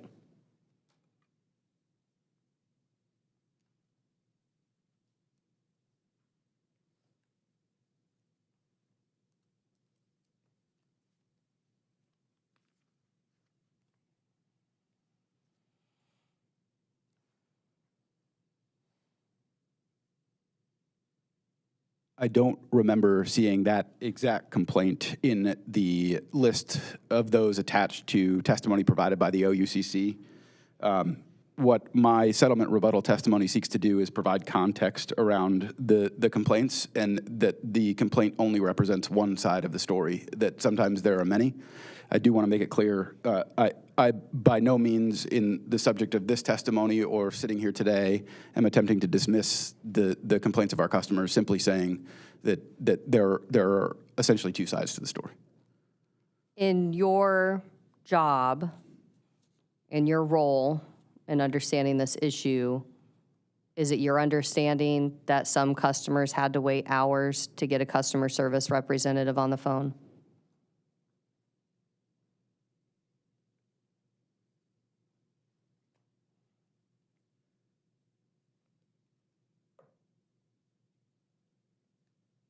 I am aware that at the very beginning of the CIS transition, the average hold time and average speed of answer was higher than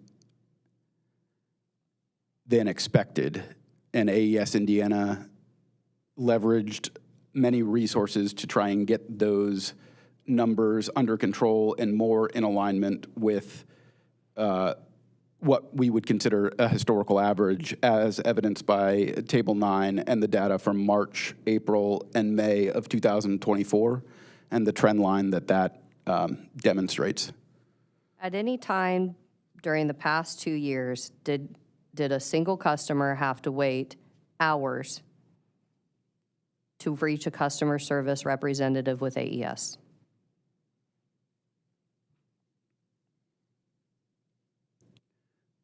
I don't know. You don't know? I don't know offhand whether a customer waited any specific time to speak with AES besides what I've filed in my testimony. You didn't look that up in preparing your testimony before this commission? Is that right? That specific data point was not a subject of my settlement testimony or my settlement rebuttal testimony. Do you have any reason to dispute the customer complaints filed with the Consumer Affairs Division for this commission, wherein customers reached out, filed complaints, and said, I had to wait hours? Do you have any reason to dispute that?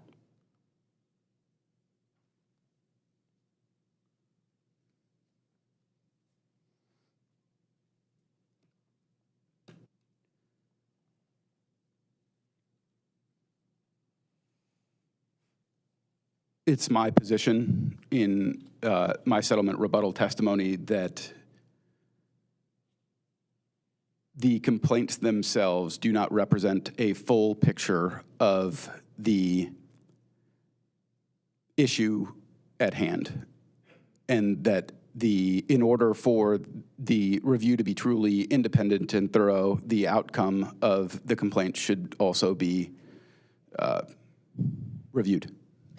We will talk about what unsubstantiated means later. My question is, do you have any reason to dispute customer complaints that represented they had to wait hours on the phone to get an AES customer service representative to answer?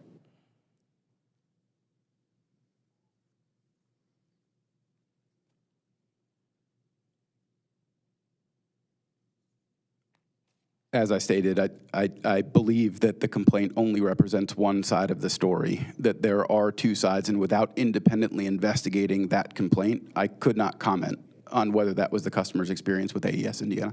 Your Honor, I would like a yes or no question, or yes or no answer to my question, please. I think it's appropriate that the witness succinctly explained why a simple yes or no answer would not be able to be given. Your Honor, he's in charge of what's going on in this situation. He surely has the knowledge of whether or not customers had to wait hours to get, at any point in time during these past 2 years, had to wait hours to get a customer service representative. I would like a yes or no response, please. Your Honor, if I may, the witness has already testified. He asked Ms. Washburn to identify the specific example she's talking about. He says he doesn't recall any example like that. So there's no reason here today to challenge the veracity of the witness's testimony. And he has said, without knowing the customer complaint and being able to look at it, he could not opine on the issue. He's completely answered the question fairly. He's answered the question. If we can just move on to the next, please. Yes, Your Honor. Could you please pull up what the courtesy copy I gave you of the July 17th, 2024 compliance report to the commission? I have it. Thank you.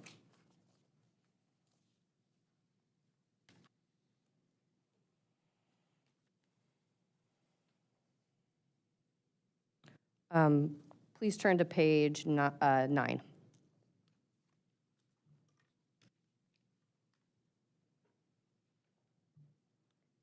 you there? I'm there. I'd like to walk through these 3 tables. Table 5 on page 9 of this report shows November 2023 through June 2024 call statistics. What was the abandonment? So what does that mean when a call is abandoned?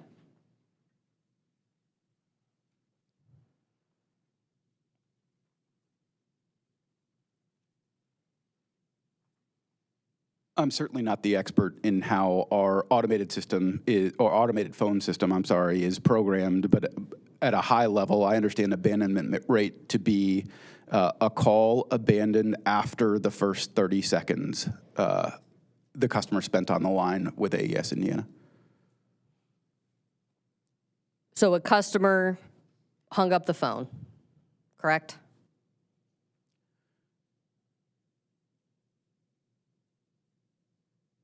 They abandoned their call, correct? I don't know whether an abandon would count in any other scenario, but hanging up the phone would be one, yes. In November 2023, what was the abandoned percentage, the calls abandoned? What was the percentage of the number of calls that were abandoned? November 2023. Based on table 5, 44.2%. So 65,454 customers abandoned their calls when trying to reach AES customer service, right?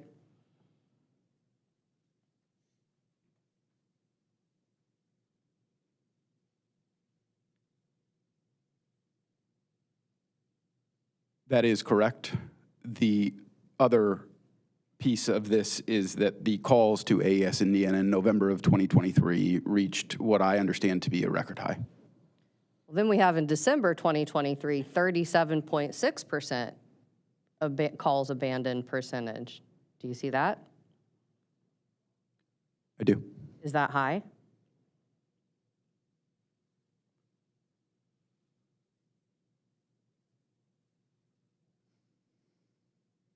There were a number of factors at that time that would influence the abandonment percentage. Based on a historical average, I would agree that the number is high and certainly not where AES Indiana would desire it stay.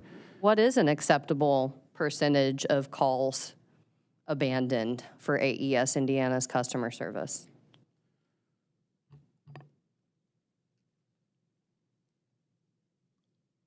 I don't know that number offhand.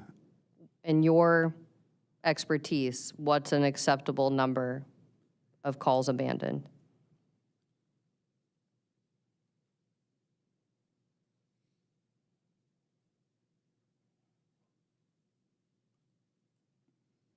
I don't know if I would classify myself as an expert in the area. I mostly focus on billing and revenue.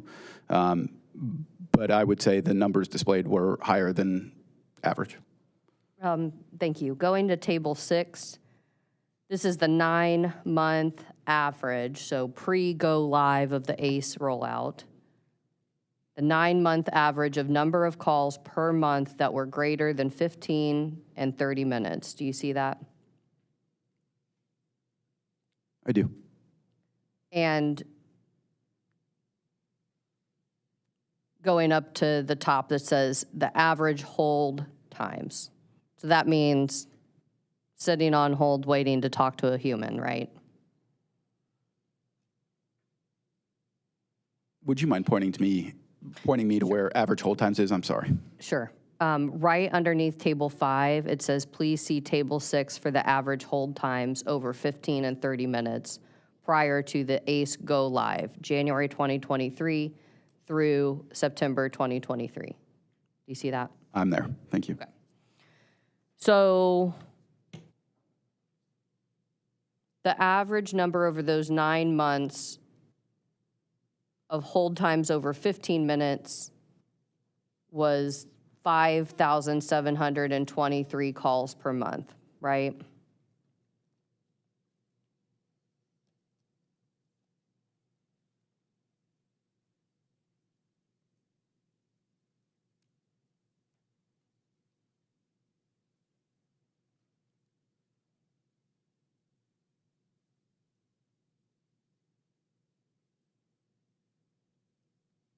I wasn't involved in drafting this report, so I'm not exactly sure what is attempting to be displayed there, nor is this my area of expertise. This is attached to your testimony, right? This document? It is. Table 7. Oh, and well, we'll go on. Table 7, so going back, this is the number of calls over 15 and 30 minutes between November 2023 and June 2024. Do you see that? I do. So November 2023, the number of calls with answer times over 15 minutes, do you see it says over 41,000? I do. And going into June 2024, we still have about 3,548 calls that had to wait over 15 minutes before they were connected with a representative. Is that right? Again, I certainly wouldn't consider myself an expert on the subject, but in order to properly understand the table, I think we also need to understand that that varies significantly based on the time the customer called. There's nothing in this document reported to the commission that explains anything like that, though, right?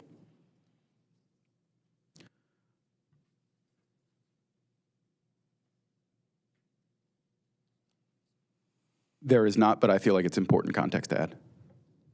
You just said you're not an expert in this, so that's fine. I'll move on. Throughout your testimony,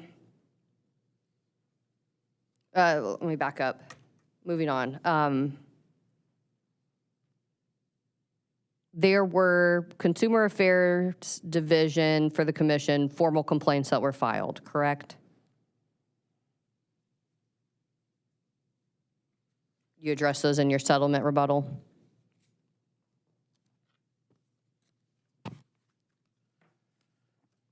That's correct. The formal complaints to our commission ranged from refusing to promptly refund customers for erroneous charges, failure to remove customers from auto pay after the customer attempted to unenroll in auto pay and requested to be unenrolled, long periods on hold when attempting to speak to a supervisor, failure to respond to email communications, the auto pay issue that we discussed with the duplicate profiles, having customers accept a credit on their account rather than a refund, telling the customer they would have to wait 10 days before they could request a deep refund, et cetera, et cetera. Do you recall those that CAC and the OUCC raised in testimony? Generally. Generally, I recall them being offered as part of testimony. You dispute a number of the complaints, noting that they were unsubstantiated. They were deemed unsubstantiated by the Consumer Affairs Division, correct? That's correct. What does that mean?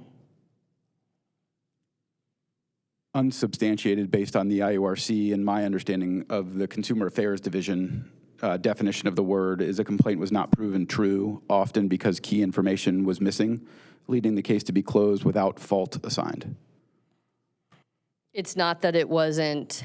My understanding is that unsubstantiated means that it had to be a direct violation of a rule, order, or tariff. That's not your understanding?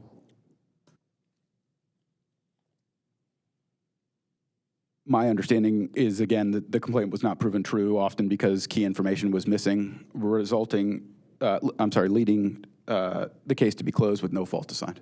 Please show me in your testimony where you were able to find that a complaint was not true.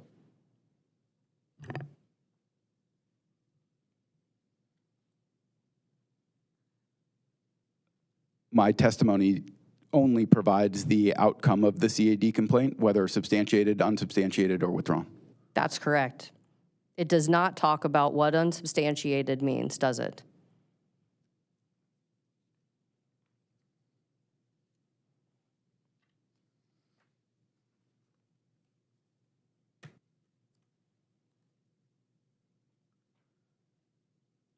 I think that mischaracterizes my testimony on the subject. My testimony exists to provide context that I believe was missing from both Mr. Inskeep's testimony and the OUCC's attachments on the subject regarding the outcome of these complaints.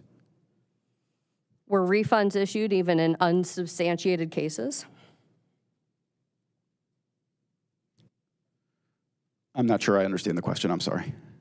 When the Consumer Affairs Division deemed something unsubstantiated, does that mean that they didn't get a refund or otherwise have their issue addressed?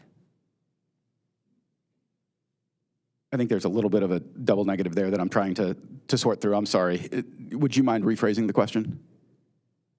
Are refunds issued even in unsubstantiated cases?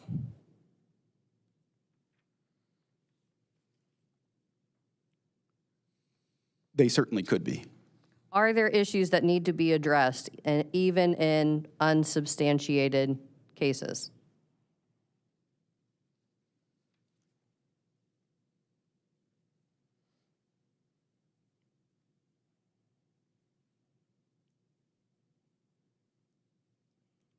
Yes, and again, my testimony only seeks to state that the critics in this case's argument relies, on a large number presented in isolation without a meaningful analysis of those cases.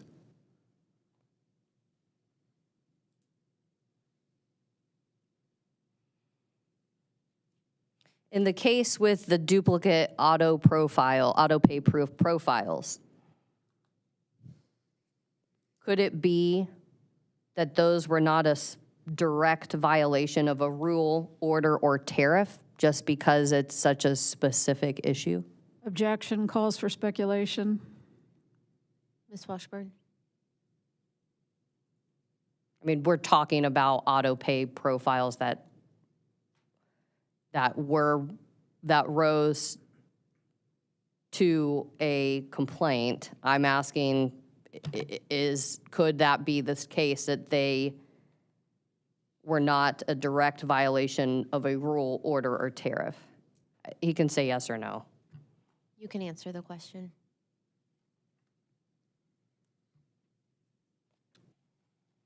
Would you mind asking the question again? Apologies, I think I lost it.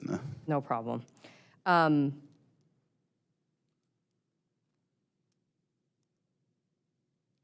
In a case in one of the consumer affairs cases in the complaints. For example, with creating a duplicate auto pay profile. Is it true that might not be a direct violation of a rule, order, or tariff, but it still might be an issue that needs to be addressed?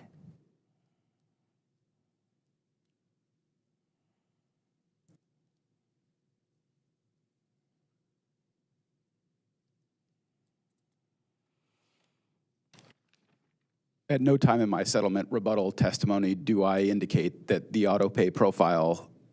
duplicate auto pay profile creation issue, was not a matter that needed to be addressed by the company. My testimony does not seek to dispute that there was something for the company to resolve there. So even though it could have been deemed unsubstantiated, it doesn't mean that something didn't go wrong with AES's charge to that customer, right? I think what the presence of an unsubstantiated case does indicate is that when problems arise, which, as I testify, is expected in normal course of business, the company reacts quickly and effectively to make the customer whole if necessary.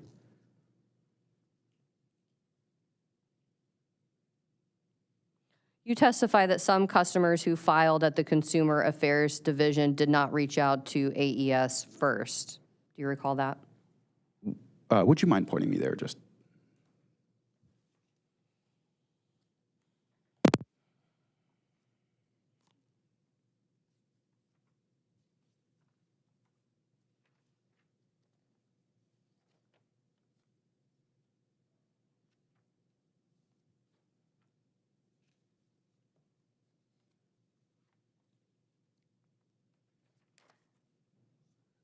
Yes, okay, found one.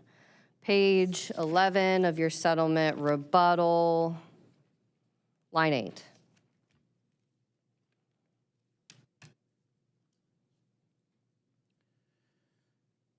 In this context, what I'm saying is that many of the cases were closed unsubstantiated, were not CIS related, or were filed without the customer first contacting the utility. How can you be sure, given the issues that we just identified with the hold times and the abandonment rates, that customers didn't try to get a hold of you first?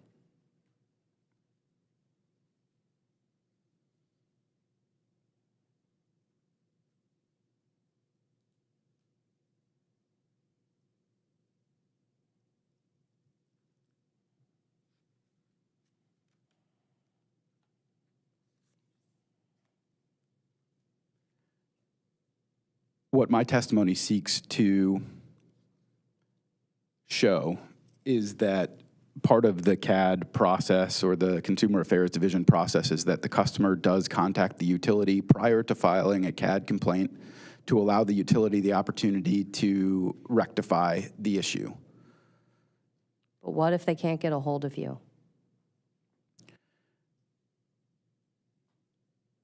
While I recognize that hold times were certainly longer at no time through the transition to SAP was the AES Indiana call center completely unavailable to customers, there are also a number of other ways that a customer can get in contact with the utility to request assistance, either online, email, again, a number of ways for the customer to contact us. Sorry, you said SAP? I don't believe I did. Email. Okay, I thought that Online. was an acronym, and I didn't know it.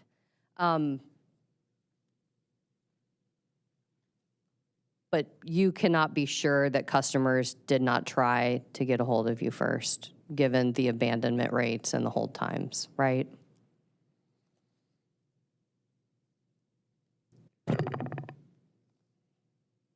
In this case, I believe it's my understanding that the CAD, the Consumer Affairs Division, can make the determination as to whether or not the customer made sufficient effort to reach out to the utility prior to filing a CAD complaint.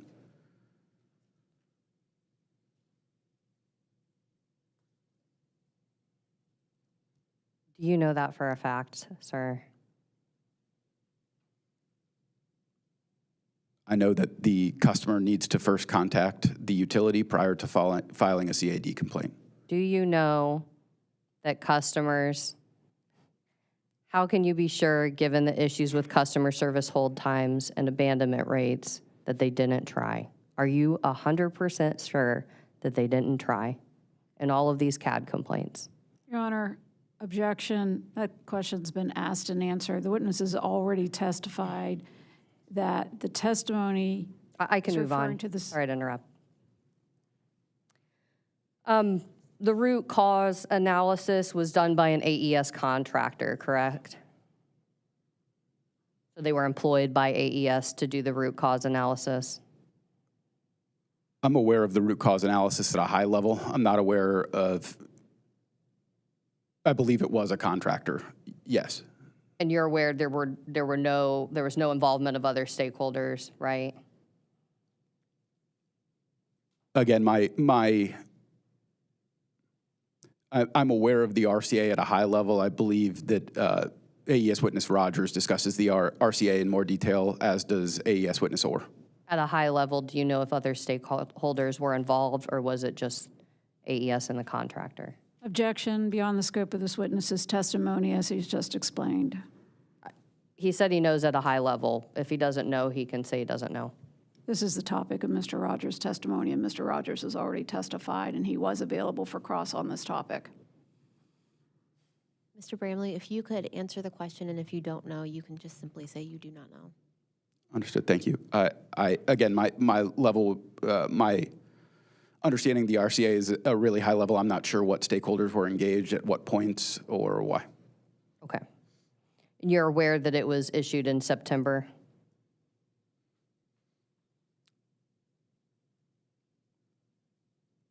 I believe it was September. I don't remember the exact date. I'm not denying that. I don't know.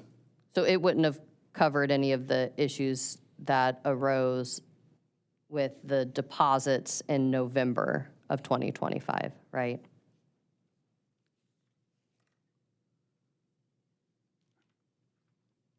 It is my understanding that the RCA was filed prior to the deposit issue being identified. Thank you. Moving on, we're almost done. I appreciate your time today, sir. CAC CX 5 and 6.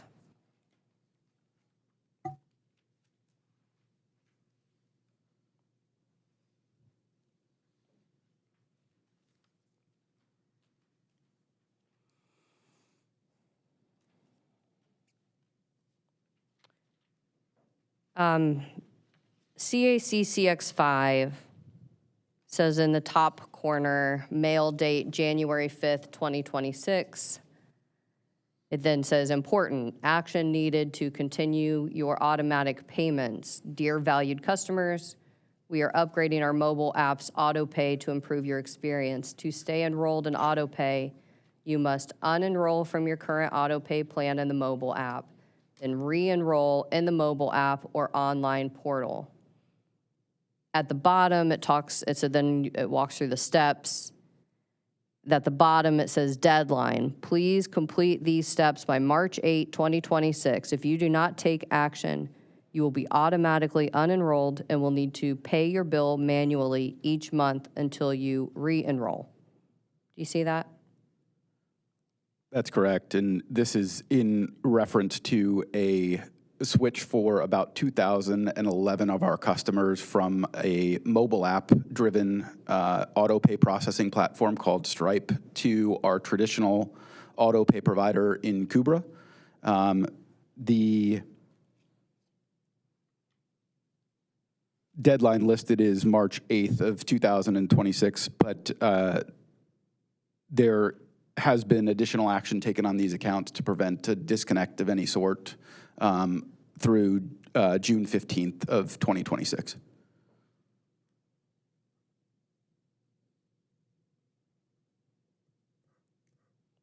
Thank you.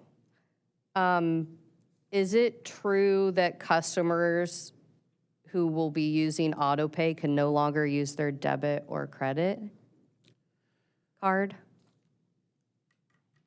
Through the mobile app, they cannot use their credit or debit card. What the mobile app will do in this scenario, and this is a payment processor guideline, the mobile app will prompt them with a link to log into their portal on the AES Indiana website. So they just have to exit the mobile app, go onto the website, and they can enroll in auto pay from there. They can still do it on a mobile device, I think is what I'm trying to say. It's not embedded in the mobile app platform.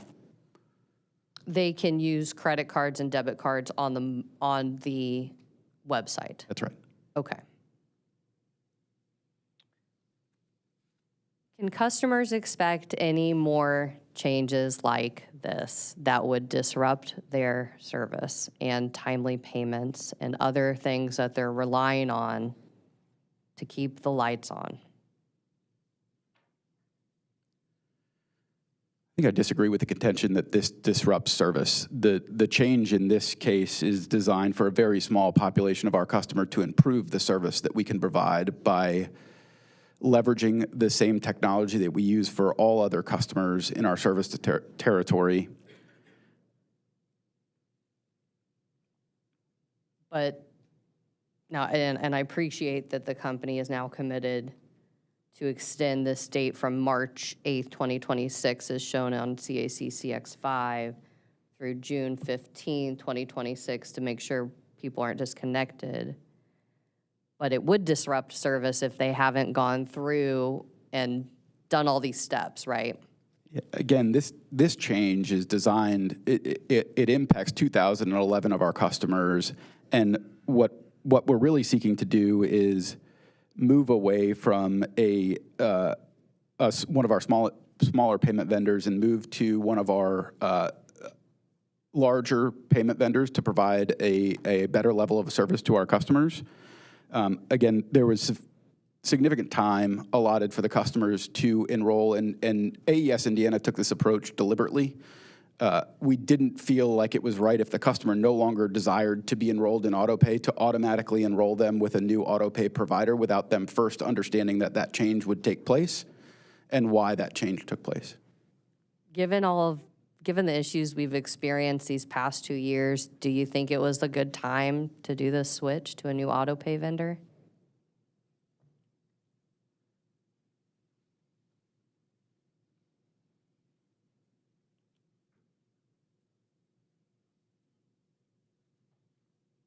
I disagree with the contention that AES in Indiana has had all these issues over 2 years and that no changes can happen that would benefit customers as a result of some of the complex things that we've discussed today. If AES Indiana believes that this is in the best interest of our customers, I believe we have an obligation to serve them appropriately and make a change that would benefit them. I have one more question. In November, can you talk about what happened over the past, in the fall of 2025, the issues with the deposits?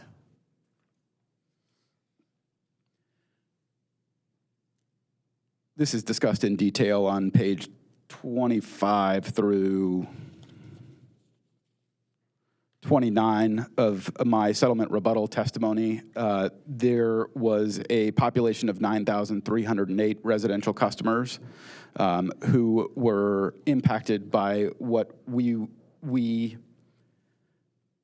it was essentially a foundational calculation issue that was traced back to a programming enhancement that we took place to cap the number or the amount of a LIHEAP customer's deposit to $50 on an ongoing basis.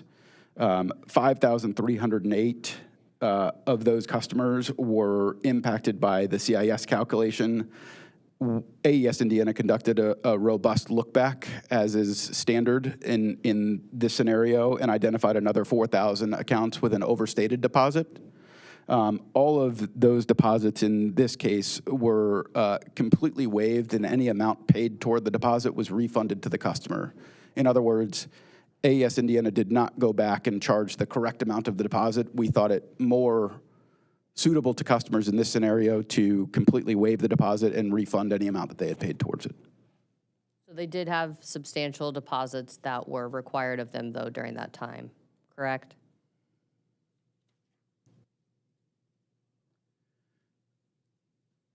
Again, it was certainly an incorrect amount as identified in testimony. And did the issue first occur in March 2025?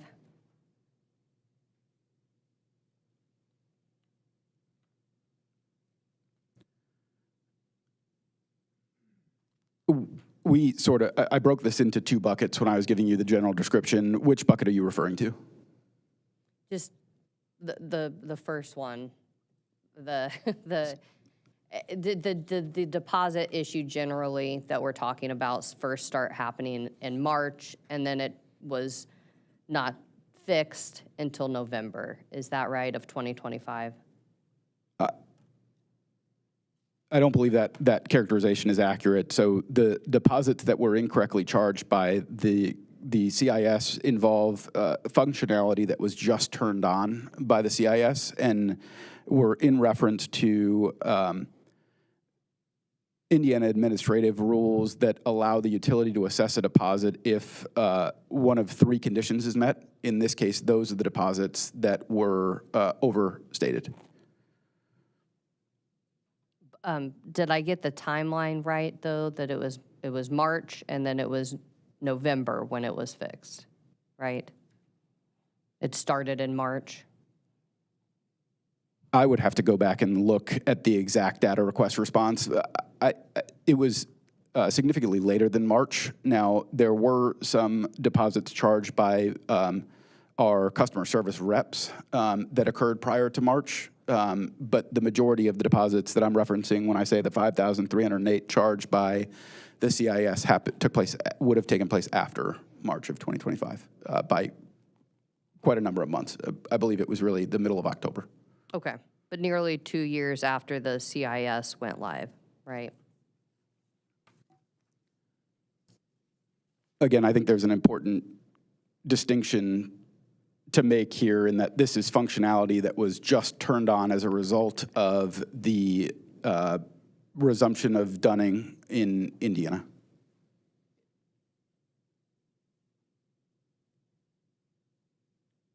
Sorry, so, but between November 2023 and the fall of 2025, that's about 2 years later, right?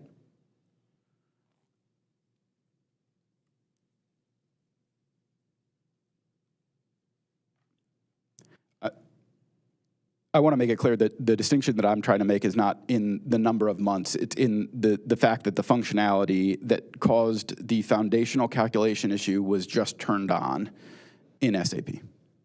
Okay.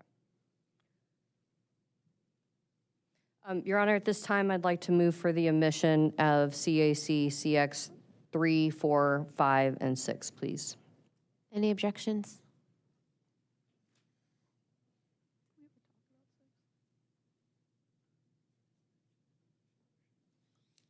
I just have a preliminary question, Your Honor.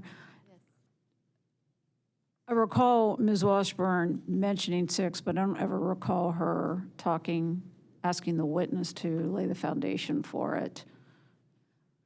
I can, Mr. Bramley, CAC CX6, was this what you were talking about when you provided the response that customers would go from the mobile app to the website? Is this the screen that they'll see? Or is this related to that issue?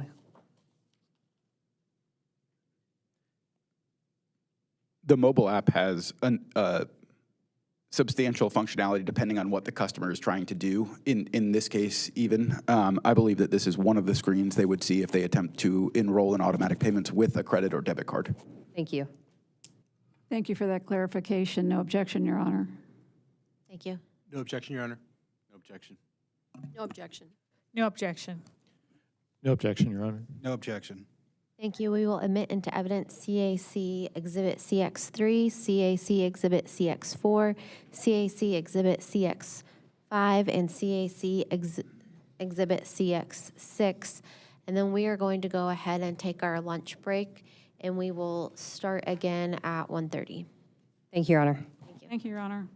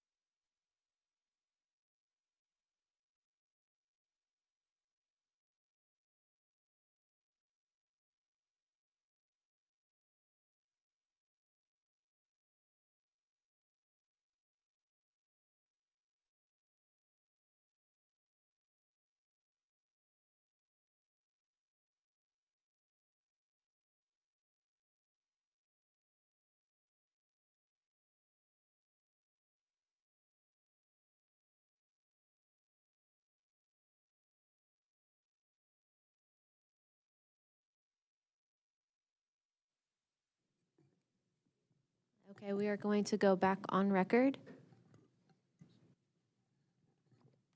Walmart, do you have any questions for Mr. Bramley? No, Your Honor, Walmart has no questions. Thank you. No questions from Rolls-Royce. No questions, Your Honor. No questions, Your Honor. Thank you. OUCC? Yes, thank you, Your Honor. Good afternoon, Mr. Bramley. Good afternoon. Let's start out with your settlement rebuttal testimony. You discussed the CAD process on pages 3 and 4. Specifically, page 4, line 9, you state the Commission's rules set forth a timeline for actions under the CAD process. One of the timelines is of the rules is the response from the utility, which gives the utilities 14 days to respond to complaints. Are you aware of how many complaints AES took longer than 14 days to respond to? I'm not aware of the exact number of complaints that it took us longer than 14 days to respond to. I'm aware that there are complaints that it took us longer than 14 days to respond to. In the OUCC's direct testimony, we note that there were 412 of the 868 complaints that were not responded to within 14 days. Do you know why AES failed to meet the deadline in nearly half the complaints?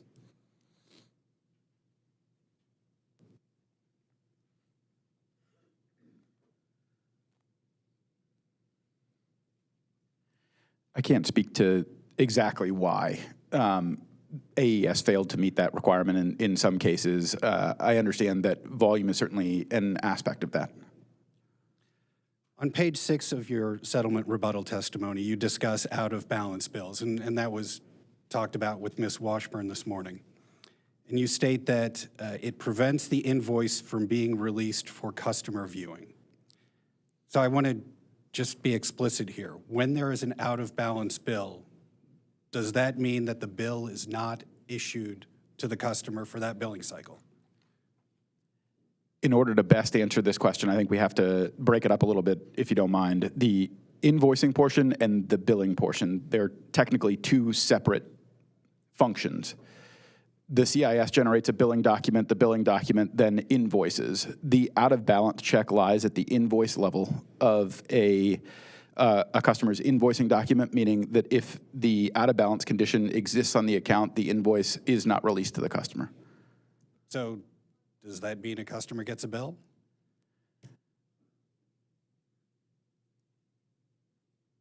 They do not get the invoice until the out-of-balance condition on that particular invoice is cleared.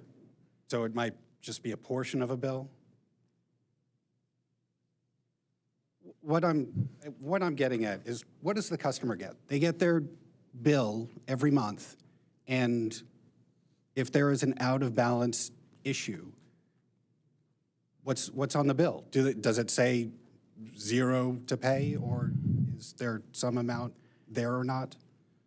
It would depend how many services are on that particular invoicing document. So, for example, they, in the case of a simple out-of-balance condition, and David Orr, AES Indiana witness David Orr, can speak a little bit more to this in detail as well, but the invoice would not be released for customer consumption, meaning it wouldn't go out. So they just wouldn't get the bill for that period. They just not get a bill at all? And that's where I feel like it's important to draw a distinction, because you're saying they won't get a bill at all. Well, they will. For that billing cycle, they would not get a bill. They will get the bill for that billing cycle when the out-of-balance condition is cleared. So later, they'll get something later. I'm just trying to figure out what exactly this means to the customer. No, understood. It is a delayed invoice is the best way to describe it. Okay. So, but for, if they're waiting for their January bill and there's an out-of-balance issue with their January invoice, they're not going to get it. They might get it in February or March when the out-of-balance issue is resolved. You're correct in saying they wouldn't get it until the out-of-balance condition is resolved. The out-of-balance condition is typically resolved in a matter of days at this time. Okay. However, you state on page 22, lines 18 through 20, that the delay was approximately 65 days at its peak for the out-of-balance invoices. Is that correct?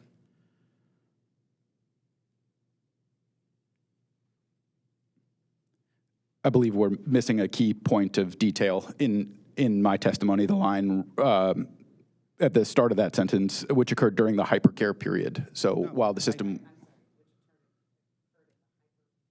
Hypercare period. Yes, ma'am. So, yes, that was the peak of the hypercare period. That's what you say there. That's correct. So that's 6% of customers involved, 33,929 customers. Is that correct?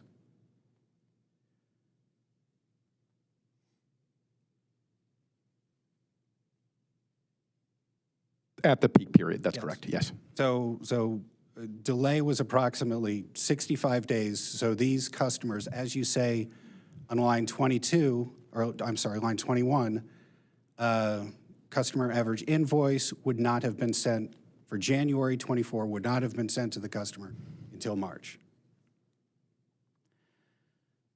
There's another important distinction to make here in order to make sense of the out-of-balance condition, which is very complex. The customer will not get the invoice level detail until March of 2024 in that instance. But anytime an out-of-balance condition takes longer than a billing cycle to remedy, what typically happens is the customer's out-of-balance amount will show up in a previous amount due on their subsequent invoice, which is a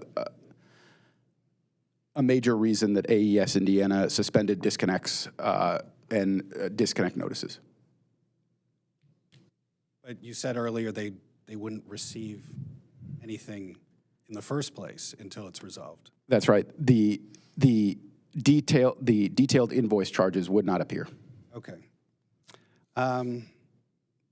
Later in your testimony, you state that at this time, at the peak time, this is on page 41, line 18, you say that CIS implementation affected 12% of customers, with out-of-balance billing being the predominant issue. I'm there. You don't give the number of customers there, but I'm assuming that would be double 33,900 or about 67,000 customers.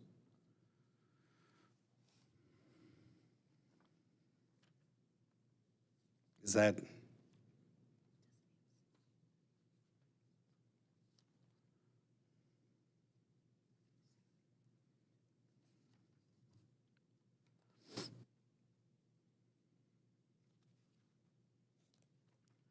That's correct. And that 12% is a direct reference to the, get the correct date for you. June 11th, 2024 response to the commission saying that, and I'm paraphrasing just a bit, less than 10% of customers have been impacted at any given time since going live. As of June 3rd, 2024, 61,772, or approximately 12%. All right, and that was only at the peak month in January 2024. Is that correct? I mean, there were more customers than just that 1 month affected.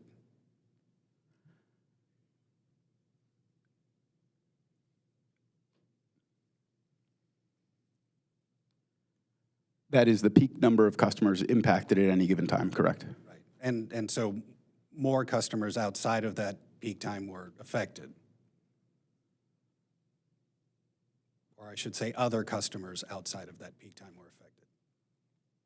That's correct, and I feel like we would need to define affected, but yes. On page 6, line 13 of your settlement rebuttal, describing Mr. Lantrip's testimony, you state, Mr. Lantrip states that customers have been, quote, affected, but provides little context. Isn't the fact that more than 67,000 customers were affected the context? I think that mischaracterizes my settlement rebuttal testimony. What I am saying in that paragraph is, as previously reported to the commission and addressed in company rebuttal, the predominant issue that arose from the CIS transition was out-of-balance bills. The OOB condition does not impose financial harm to customer. Rather, it delays the transmittal to the customer for detailed usage information is the full paragraph, which I feel like is the context required. On page 44, line 19 of your settlement rebuttal testimony, you characterize the CAD complaints as isolated customer allegations. I'm sorry, can you give me the page and line number again? Page 44, line 19.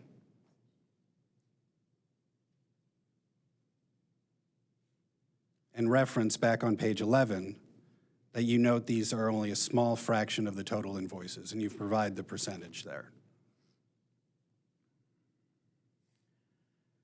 Again, I think there was more to that sentence that is crucially important to the argument. The objecting parties rely on raw complaint counts, isolated customer allegations, and incomplete interpretations of CAD data to suggest systemic failure. I understand. But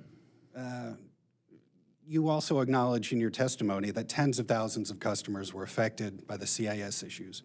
Would you agree that these complaints represent real concerns by customers?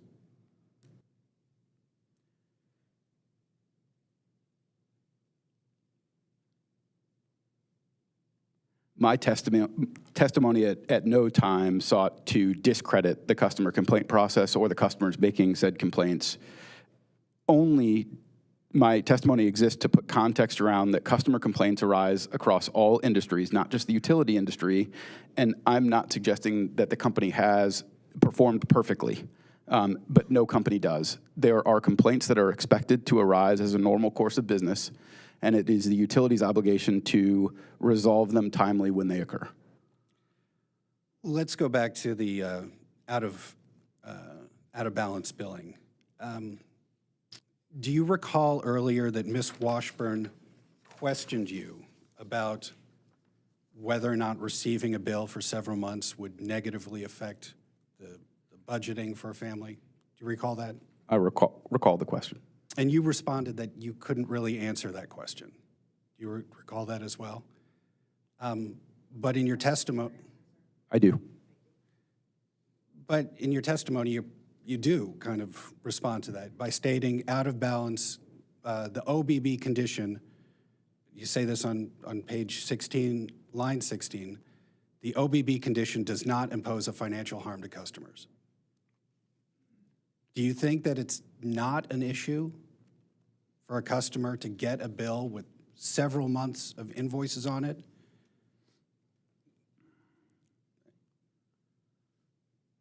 Do you think that that would be a financial harm to a customer?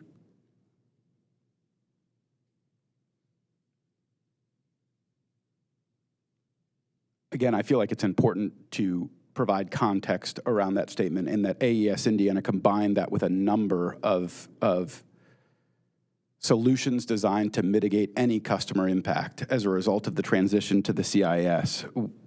I am not... Your testimony is that the OBB condition does not impose a financial harm to customers. Do you really think that? Do you really think that?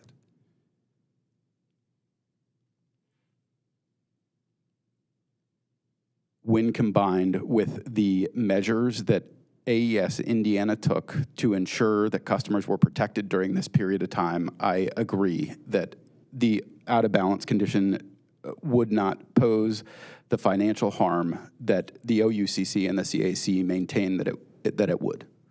So no big deal. I mean, with everything that AES is doing, it's just A-okay.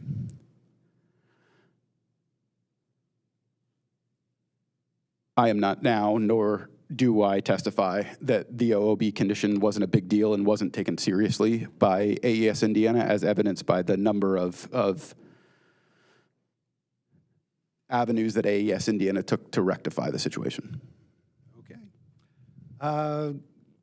Looking at page 7, line 14 of your testimony, you referenced the recent security deposit issue. Isn't it an issue that AES continues to roll out additional functionality and there continue to be additional issues?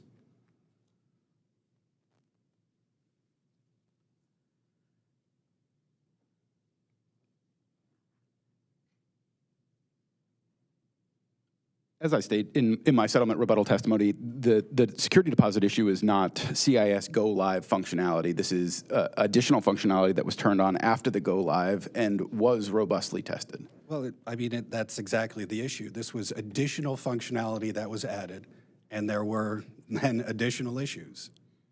This is not related to the go live. This is related to the continuing to add functionality to the system. Isn't that an issue?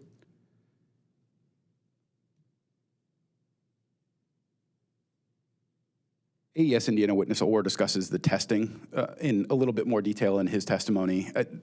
What my testimony seeks to do is to provide all the facts surrounding the security deposit issue for clarity. Can you refer to Q&A 30 of your settlement rebuttal testimony? That's on page 20. I'm there. The question refers to Mr. Inskeep's argument that bills were sent out with the wrong amounts listed. Your response, however, doesn't directly refute that assertion. You state that the occurrence of billing error and correction should not indicate that the company has violated regulatory framework. The question didn't ask about violating the regulatory framework, so I want to ask, were there any bills sent out that had the wrong amounts listed?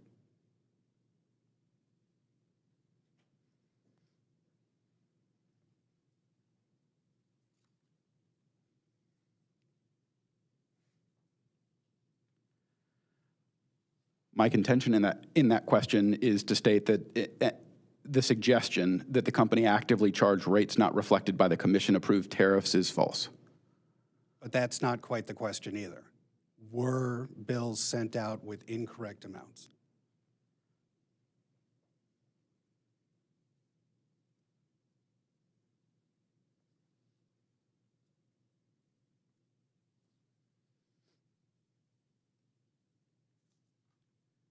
As I stated in my settlement rebuttal testimony, this transition was complex, and from time to time, depending on a number of factors, there may have been bills that went out with the wrong amount due. The regulatory framework does provide AES Indiana the opportunity to rectify any mistake. All right, so you just answered my follow-up question, which was, were bills issued with incorrect amounts and then corrected? In that case, you say that they were. That's correct. If a bill is issued incorrectly by a utility, the regulatory framework is quite clear in that it gives the utility the time to correct the error if necessary.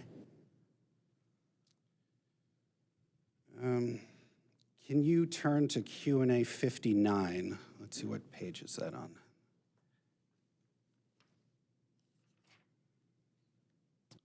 I'm there. Okay, you're there, page 39. Mr. Inskeep,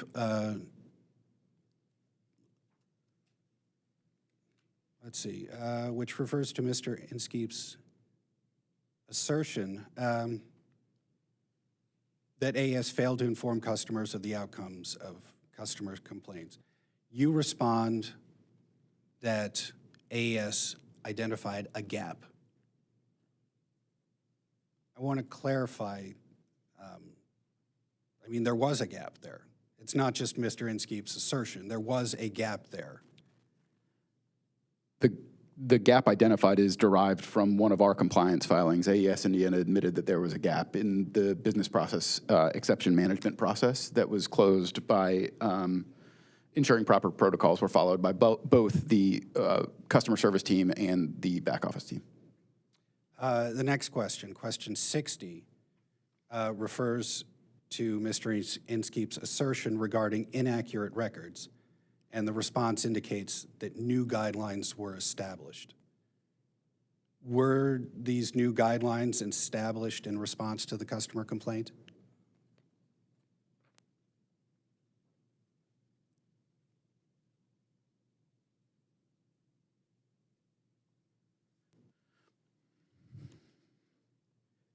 Again, I feel like your question lacks context. The confusion was whether or not not whether or not a case existed, but who at AES Indiana was responsible for following up with the customer. As a result of, I can't speak for whether or not the process was changed directly as a result of this case, but I think as a matter of course, and as any business should, AES Indiana viewed the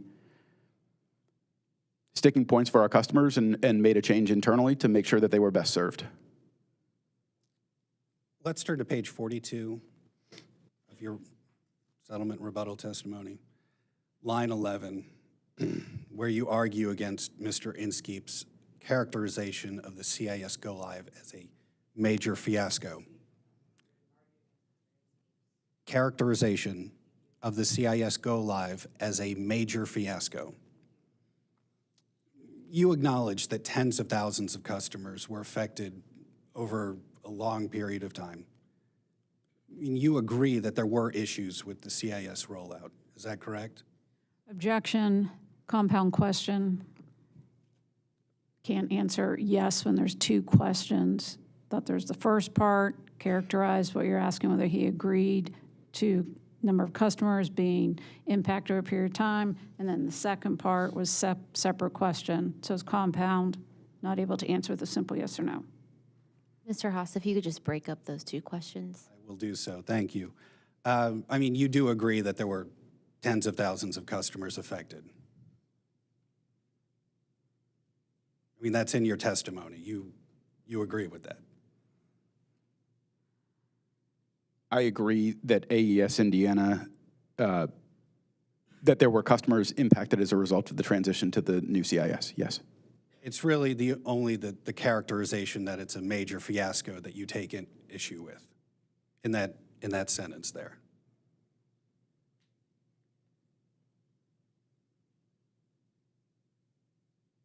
I would agree that the term major fiasco is what I took primary issue with in Mr. Inskeep's testimony, yes. Let's turn to page 45, line 11, or I'm sorry, line 14 and 15.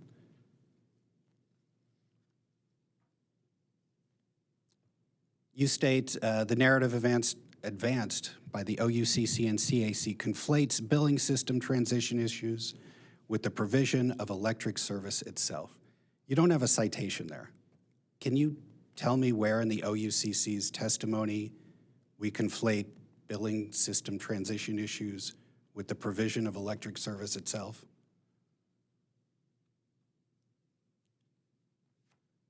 My testimony on that subject simply is designed to affirm the fact that throughout this process and regardless of the issues experienced by AES Indiana customers, they received service because AES Indiana was not disconnecting for non-payment, nor were we charging late fees or issuing disconnect notices.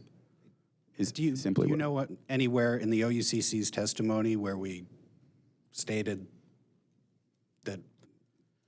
that customers would get cut off or that there would be interruptions in service? I'm not sure that on the stand here I could point you to the exact point in the OUCC's many pages of testimony that called it out.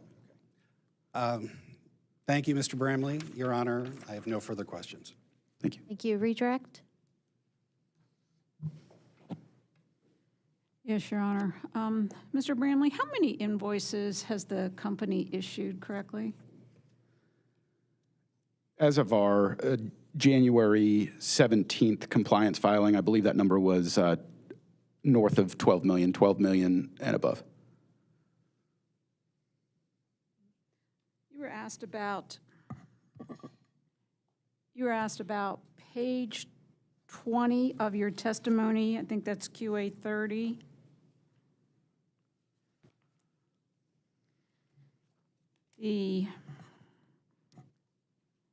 How does answer 30 relate to question answer 29?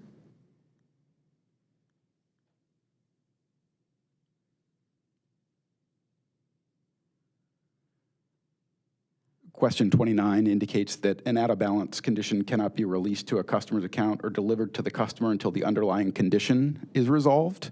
Question 30 is describing that Mr. Inskeep's assertion that customers were billed for the wrong amounts cannot have anything to do with the OOB condition because those invoices were not released. Could you look at your answer on page 20, lines 13 and 14, where you say, to the extent Mr. Inskeep is referring to autopay, I addressed that issue in detail above. I'm there. What is that referencing?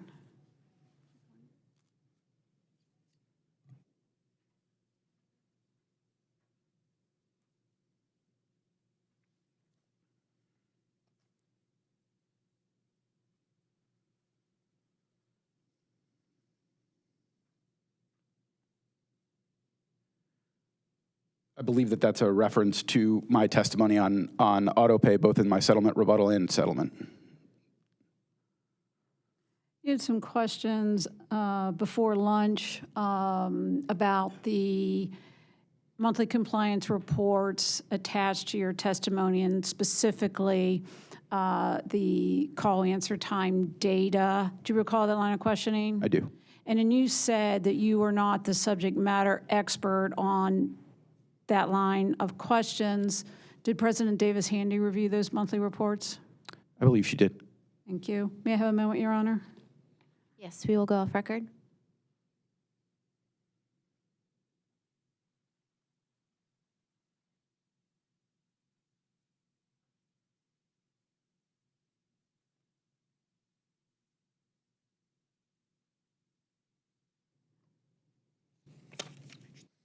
Could you turn to page 13? Sorry, we will go back on record. Could you please, thank you, Your Honor. Could you turn to page 13? I'm still in your settlement rebuttal. I'm there.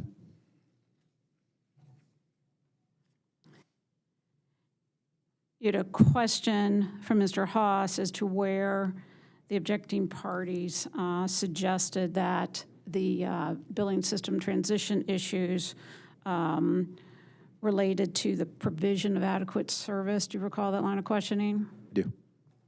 Could you? I would like to object, Your Honor. I specifically asked about the OUCC in my question, where he could point to the OUCC's testimony.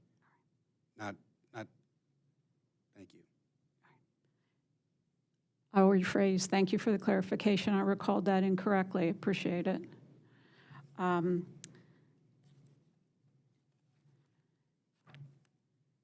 Could you look at your testimony, page 13, answer 19? And in particular, I'm looking at lines 6, 7, 8, 9, 10, and 11. I'm there. What does that part of your testimony relate to?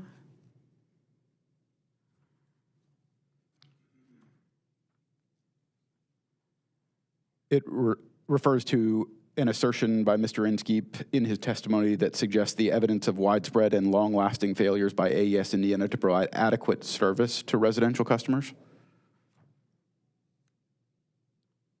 My contention further is that language is imprecise and gives the inaccurate impression. Why? Because the issues involved in the transition to the new CIS system did not concern the ongoing provision of retail electric service to customers. They were provided reliable electric service throughout the transition. Thank you, Mr. Bramley. Your Honor, I have no further redirect. Thank you, Commissioner Ziegner. Afternoon, Mr. Bramley. I want to revisit, if I can, the CAC's questioning about the vendor and the overbilling. I believe you maintained in your response to their questions that it was the vendor who generated the incorrect bills. Yeah, my testimony, Commissioner, was simply stating that the auto pay issue was caused by the ability for customers on our vendor platform to start their auto pay a number of times. Each time they push start auto pay, an auto pay profile was created for them. I believe that the contention was made that this was an overbilling, and I'm simply trying to state that we didn't overbill the customer for the amount necessarily. They overpaid the amount because they were able to create so many duplicate auto pay profiles. I understand that. That's not my question. Didn't you refer to in your response to the CAC that it was the vendors that ultimately misbilled, for lack of a better term. That's correct. The vendor who is responsible for withdrawing auto pay funds withdrew the funds as they thought they should because the customer started the duplicate auto pay profile. And my next question is, didn't AES hire that vendor? Yes. And AES has no responsibility for their action? I believe that AES Indiana has the responsibility to act and did act in the customer's best interest, in that as soon as we discovered the issue, we reached out to each individual customer to come to a resolution regardless of what the vendor's response was to AES. And I understand that. That's not my question, though. Is not AES ultimately responsible for the vendor's actions? Of course we are. Okay. Yes. That's all I have. Thank you. Thank you, Commissioner. We have no further questions. You are excused, Mr. Bramley, and we will go off record. Thank you.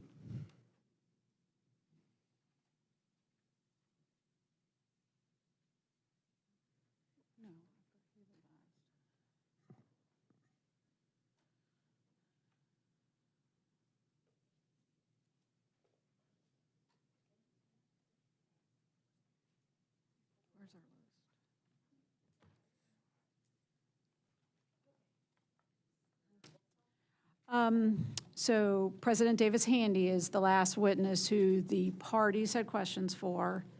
And then Mr. Orr was on the list for questions by CAC, and then CAC told you before lunch that they didn't have him. And then that would leave Mr. Holtzclaw, who the commission had questions for. So we were going to go with the last of the, we can do it either way, but we were going to go with the last of the parties' witnesses, and then to Mr. Holtzclaw, but it's at the pleasure of the bench. And then if you could, we did not bring Mr. Orr back from lunch.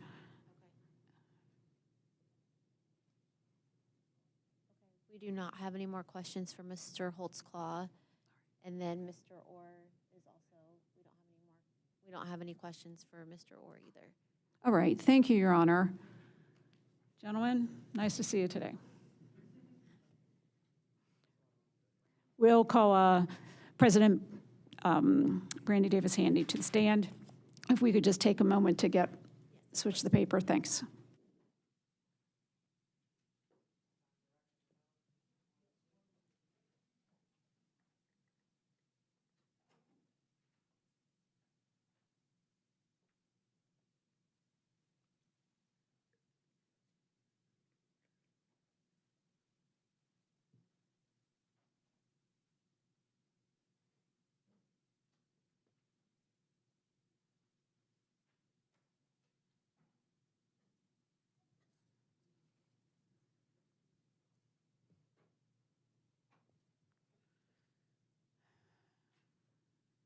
Thank you, Your Honor.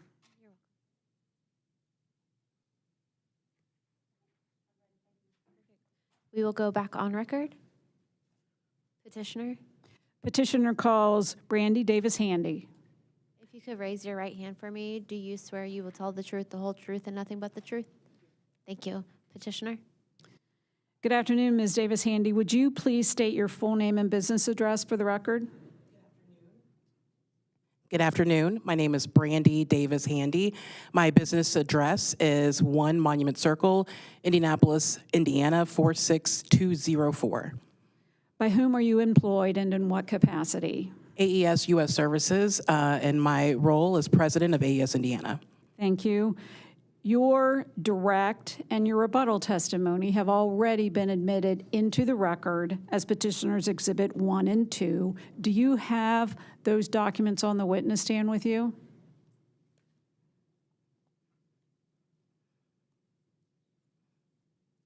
Yes, I do.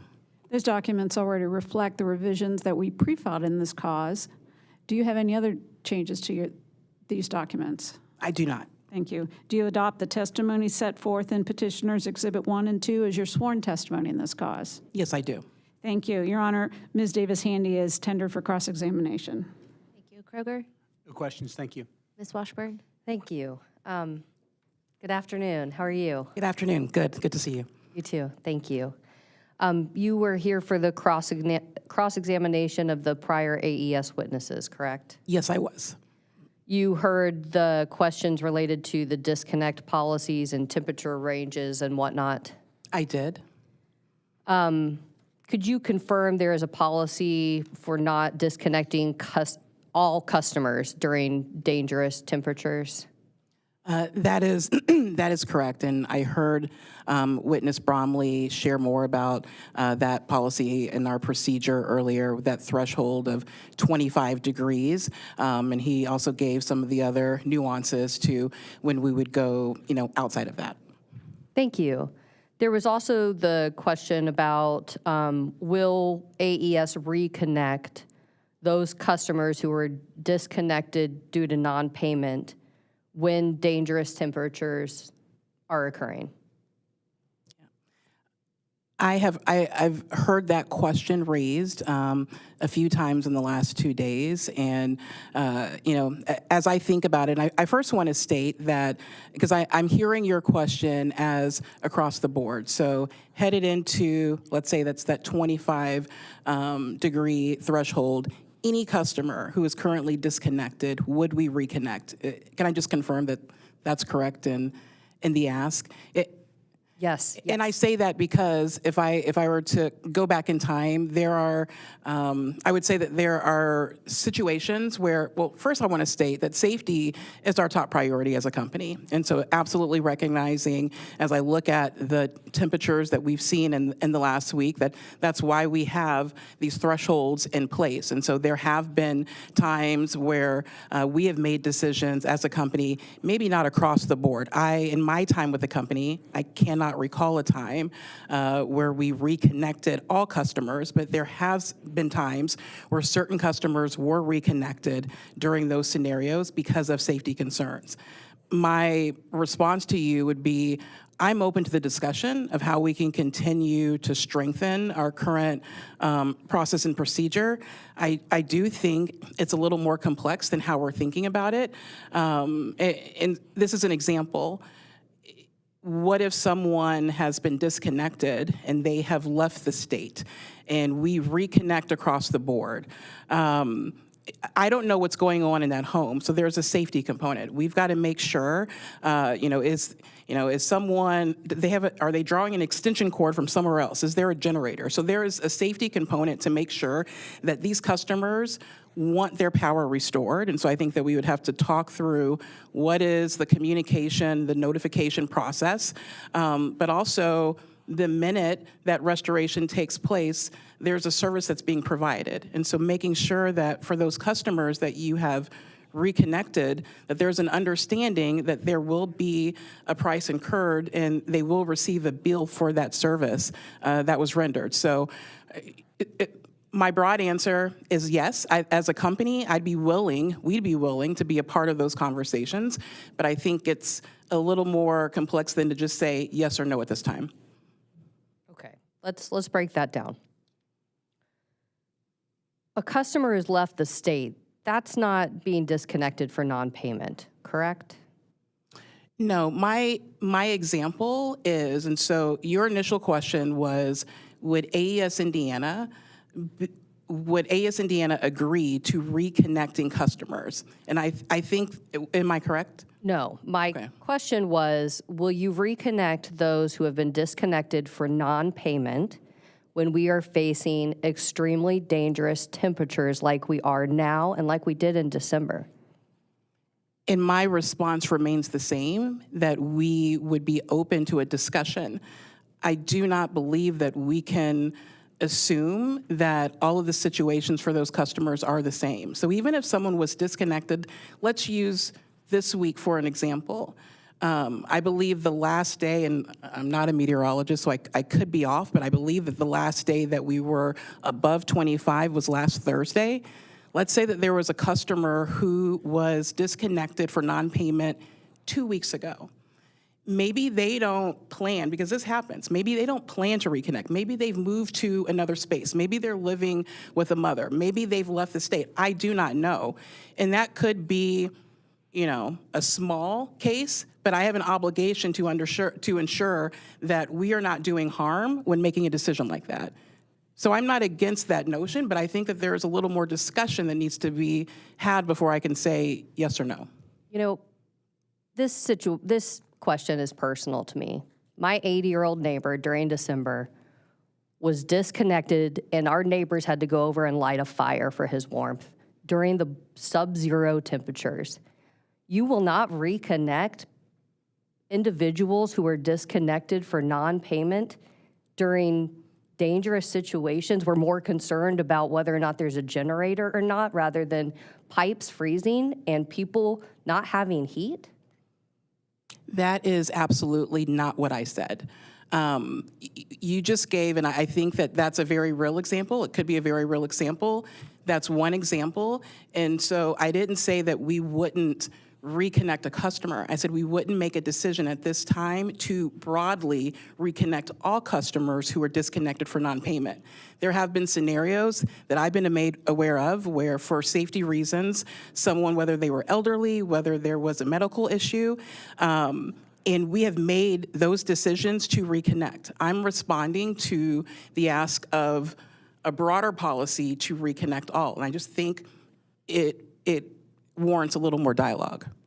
And again, my question is about those who were disconnected due to non-payment. And so your testimony is no.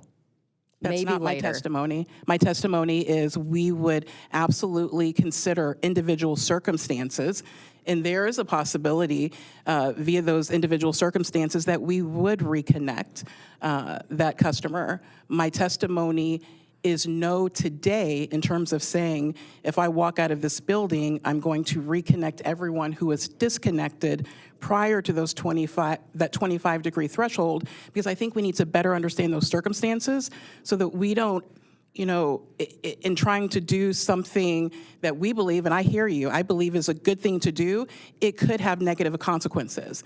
And we have an obligation to not only serve our customers reliably, but also safety. We don't know what's happening in that home.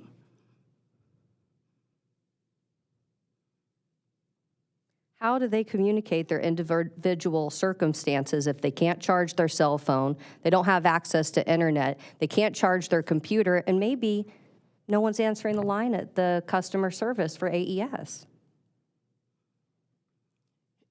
I've been with the company since 2013, and I can think of a number of times when customers have found a way to reach out to me or others on our team, whether that was through a neighbor, whether it was through their cell phone, whether it was social media, and I've answered those calls.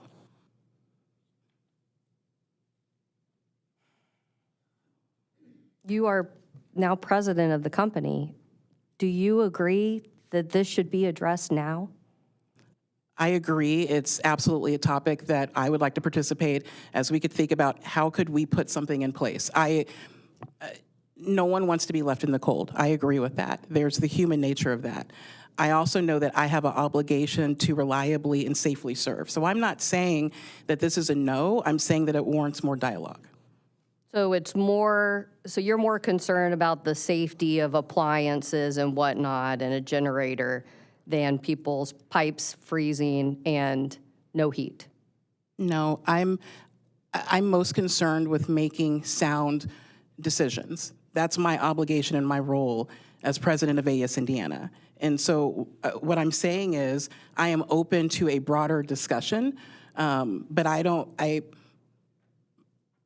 think a decision like that could be made with just a yes or no. Will you commit to reconnect any customer who requests reconnection, even if they can't pay arrearages during dangerous weather? Can you repeat that question?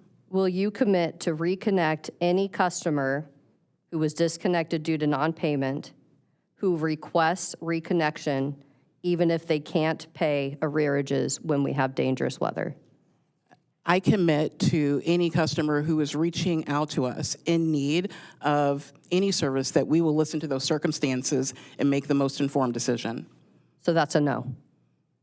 That's not a no. We've had a lot of discussions with the company, but we still have these safety issues. When can we have a decision on what AES is going to do during dangerous weather? again, I'll point back to my earlier response. There may have been other conversations. This is the first time, and so as I think of the conversation that we are having now, this is my testimony. I'm speaking on behalf of myself in my role in these conversations. I work with my team internally to every single day to look at ways of how we can better meet the needs of our customers. This is one particular topic for which, didn't come up until I walked into this room yesterday, personally, directly to me. And so I'm not saying that it is outside of the scope of what we would do in the future. I'm just saying I think it warrants a little more dialogue and understanding of what could be the implications. This is the first time you've heard this topic? Is that right? This is the first time that you and I have directed in this way. As I think about, my interactions with members of the CAC, and I'm not saying that there haven't been broader conversations within AES and our team, and so there's a number of ways that we work together collaboratively. You are asking me directly this question, and I'm saying I need more information to make what I believe needs to be the best decision for our service territory. That's my obligation. I'm sorry, I don't understand your answer. You have or you have not discussed this specific issue internally at AES?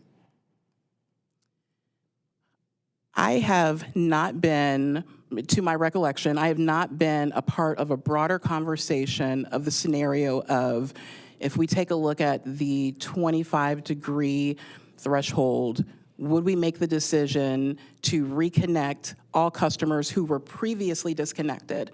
I have not had that conversation. I have had conversation for individual circumstances, and we have responded to those. I have a moment, Your Honor. Yes, we will go off record.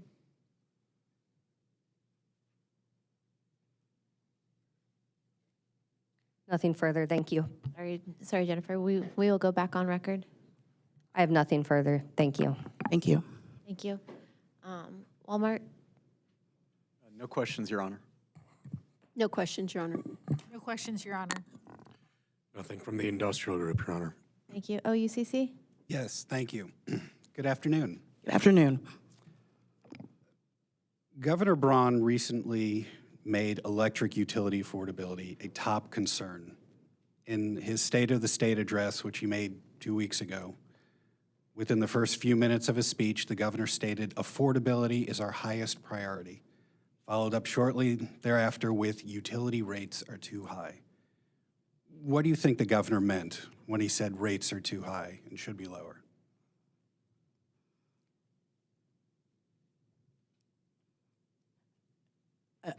I can't speak for the governor's intentions on that statement.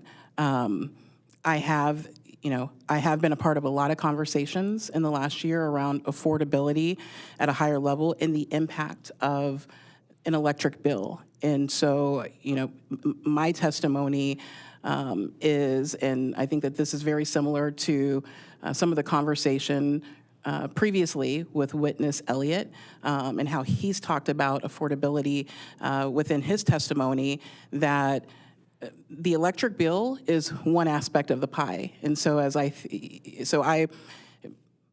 it's hard to answer this question. So I do not know what the governor's intentions were.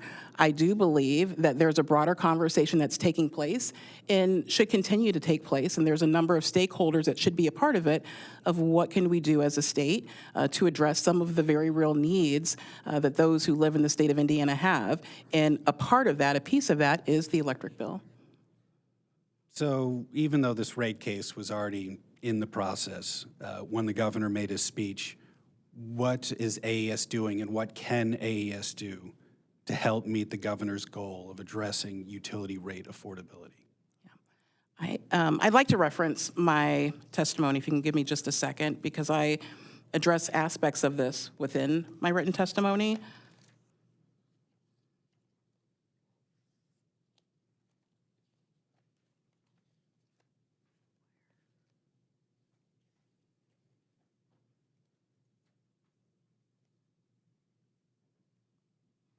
And I'm looking at my direct testimony on page 12, but before I get to that, can you just ask the question one more time? I want to make sure I'm specifically addressing it. Even though the rate case was already in process when the governor made his speech, what is AES doing and what can AES do to help meet the governor's goal of addressing utility rate affordability? Our charge as a utility is affordability is very important, but it's one of 5 pillars that we have to balance as we think about our ability to serve the needs of our 532,000 customers within our service territory. So that's affordability, but that's also reliability, stability, sustainability, environmental sustainability. And so, I'll use the example, and I believe that this example is within my testimony, is we have a great framework within the state of Indiana that's the integrated resource planning process. And so as I think about our ability to continue to reliably serve the needs of our customers, reliability is paramount. The lights have to come on. We go through this process to ensure that we're approaching reliability in whether it's building, generation, other investments with the lowest, most reasonable cost options. And so as I think about the decisions that we have to make every single day, affordability is important, but that's a balancing act. And so there are things that we do every single day within, and so back to my direct testimony, I talked specifically about things that we can do, O&M. And so as I look at our company within the last few years, we have kept our O&M relatively flat. And so every single decision that we make as an organization, you have to think about how does this impact our customers. But that can't be done alone. And so we have to balance it with all of the 5 pillars. In your rebuttal testimony, at that time, AES still was recommending a 10.7 ROE for its request. Do you recall that? I do. And there was no change to that at the time of your rebuttal testimony? Correct. That was before the partial settlement had been reached. Do you know any time that a utility has been granted an ROE of 10.7 in the state of Indiana? I'm not aware of that. And you're aware of what other utilities, other electric utilities in the state are receiving as their ROE, authorized ROE? I am. Generally. Why is it that at the time of your rebuttal testimony, you were still requesting an ROE significantly higher, almost 100 basis points higher than what other utilities were receiving? I mean, how is this what you would consider, I'm sorry, compound question. This will be my question. Is this what you consider an example of AES Indiana considering affordability in its rate filing? So I am not the ROE expert within this case, and so there's testimony that has been filed and witnesses that have taken the stand within this proceeding that I think that question would best be deferred to. However, I can say that the proceeding and where we started, we have done sound analysis as a team to ensure that we can continue making the investments that we need to reliably serve our customers. But I would defer to those witnesses in this case, who specifically addressed the ROE. So if the witness had recommended 11.5, 12% ROE, that would have been what you all would have gone with? That's not my testimony. But you're saying that you relied on your expert witness? I'm saying that I believe that we have presented a very sound case, and I think that those facts speak for themselves. Also, at the time of your rebuttal testimony, the overall rate request increase was approximately $187 million. Do you recall that? General, yes. And in the settlement, you all settled on a $90 million increase. you recall that? What was the number that you just said? It's approximately 90 million? Yes. In the settlement? Yes. That's correct. I'm sorry, I thought you said billion, that's why. Okay. I guess just along those same lines, that why is it that you're requesting a $187 million increase when now it appears that much less is necessary? How does that reflect your commitment to affordability? I believe that the characterization that, much less, that we can do with much less, this is addressed in the testimony, the settlement testimony of witness Rogers. I think within his testimony, and even the testimony that we heard earlier from Mr. Cody Flint, when he talked specifically about vegetation management, it is not that our initial request wasn't the right request. I think that we have stated the facts and presented them accurately in this case. We do recognize, and I recognize the broader conversations, the feedback that we've heard from customers, from interveners around affordability, and we have made trade-offs. We will continue to reliably serve our customers, but the reality is, in vegetation management is a great example. If I go back to some of that testimony earlier today, where there are some things that we will not be able to do, but we will not compromise reliability. Thank you. Your Honor, I have no further questions. Redirect? I may have 1 moment, Your Honor. Yes, we'll go off record.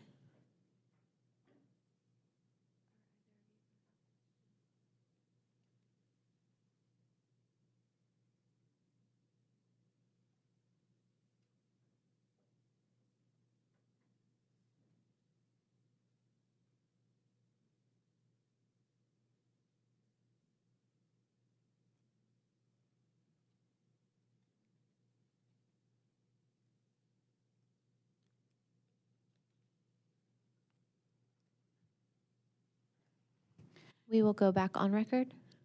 Thank you, Your Honor. Returning to the topic of reconnecting customers who have been disconnected during extreme weather. You mentioned generators in the context of safety being a concern. When you mentioned safety, are you concerned that the generator is going to get damaged if you reconnect service? Yeah, so I have to be clear, and I am not an engineer, and I'm not going to presume to be one, but I do know that when we are sending load to a home, that we have to ensure that it's ready to receive it. And I do know, and so the topic came up yesterday of AMI meters, and there was the conversation of it is easier now for us to reconnect customers. There are, I'm told from our team that there are different safety measures embedded within these AMI meters that can detect some of this load. But I need to do a better analysis and better understand what it means to just reconnect, and what are those conversations that we need to have with customers to ensure that we're not doing anything that could present a safety hazard within their home. Both Ms. Washburn and Mr. Haas asked questions raising issues, basically applying, are you concerned about customers during weather extreme? Are you concerned about affordability for customers? Is it fair to characterize the company as not being concerned about customers? We're very concerned about customers. That is the core of what we do. Our mission is to offer a service that's vital to the lives of everyone, but our 532,000 customers. And that means that we have to consider a number of things every single day, and whether it's the investments, the decisions that we're making. The decisions that we make as a company, I think, are a lot more complex than what most people realize. Does imperfect service imply lack of concern about customers? No. Why? Can you explain a little bit more on your question? When you say imperfect. Customer transition issues with the billing system, how does that relate to concern about customers? Yeah. I want to acknowledge broadly, and this has been the theme of a lot of the testimony today, and even the use of the word accountability. And so our goal as a company is to reliably, I've said reliably, safely, affordably serve our customers, but at the heart of what our people do is we want our customers to have a great experience. Your Honor, I hate to interrupt, but this has gone beyond the questioning that we had from Ms. Davis-Handy.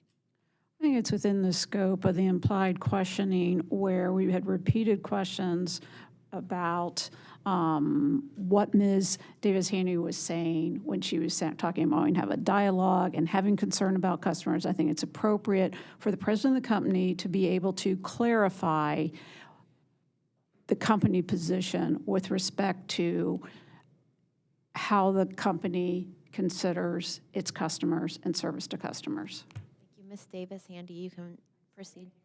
Oh, sorry. Ms. Davis-Handy, you can proceed. Okay, thank you. I will sum it up to say, I just want to acknowledge the conversations that we've had today and say, at the end of the day, we take accountability for any bad experience our customers have. And it is our goal every single day to ensure that we are working to ensure better outcomes for our customers. And we want to reliably, safely, affordably serve them. And that means that we are open to looking every single day at our processes, our procedures, to having dialogue with stakeholders, to hear directly from our customers. And I think that we continue to exhibit that every single day. And so I appreciate the question, but I just want to state for the record that at the end of the day, yes, AES Indiana is accountable for the outcomes and the experience that our customers have with us. Thank you. No further redirect, Your Honor. Chairman Zay. Hi, thanks for being here. It came up a little bit in, yes, it is.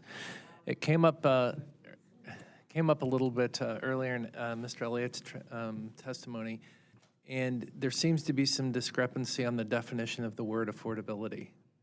And in preparation for this rate case, I was wondering if you had what your definition for affordability is.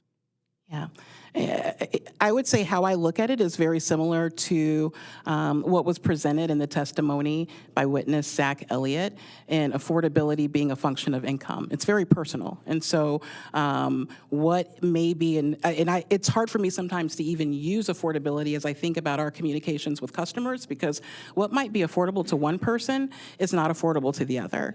And so this is a very, very, intimate, close, topic. And we also have to understand is for our customers who are having issues paying their electricity bill, that could also translate to their water bill, to getting basic needs, to getting food. One of the things that I discuss in my testimony is the topic of the partnership that we have with Citizens Energy Group called Utilities Unite. This came up yesterday.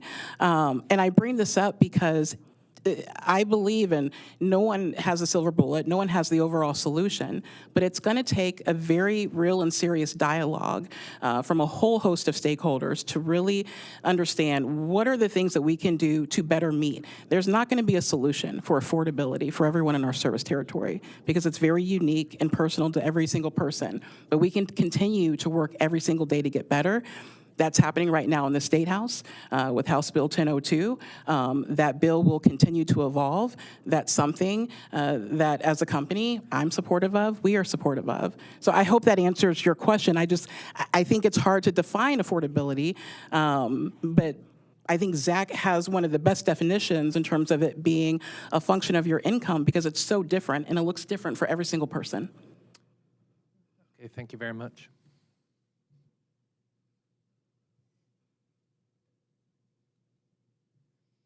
Okay, Ms. Davis-Handy, you are excused. Thank you. You're welcome. We will go off record.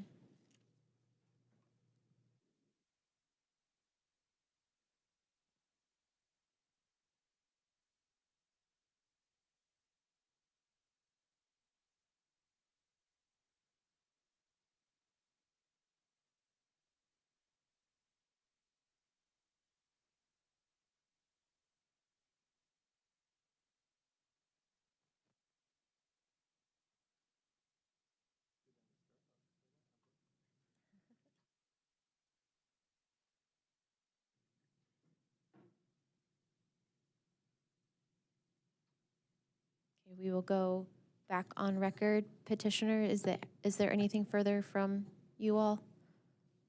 No, Your Honor, thank you. Thank you. You rest at this time. Yes, Your Honor. Okay, and just to be sure, back in, I believe it was October, we had the post-hearing filings. Settling parties will have their proposed order to us by February 2nd. Yes, Your Honor. Perfect. And then the non-settling parties, which I believe is CAC and OUCC, will have exceptions by February 17th. Yes, Your Honor. Yes, Your Honor. Perfect. Your Honor, just a clarification. Yes. Kroger didn't sign the settlement, but we don't oppose it. Okay, perfect. Thank you. And then the settling parties will file any response to the exceptions by March 3rd. Yes, Your Honor. Okay, I think we are adjourned. Thank you. Thank you.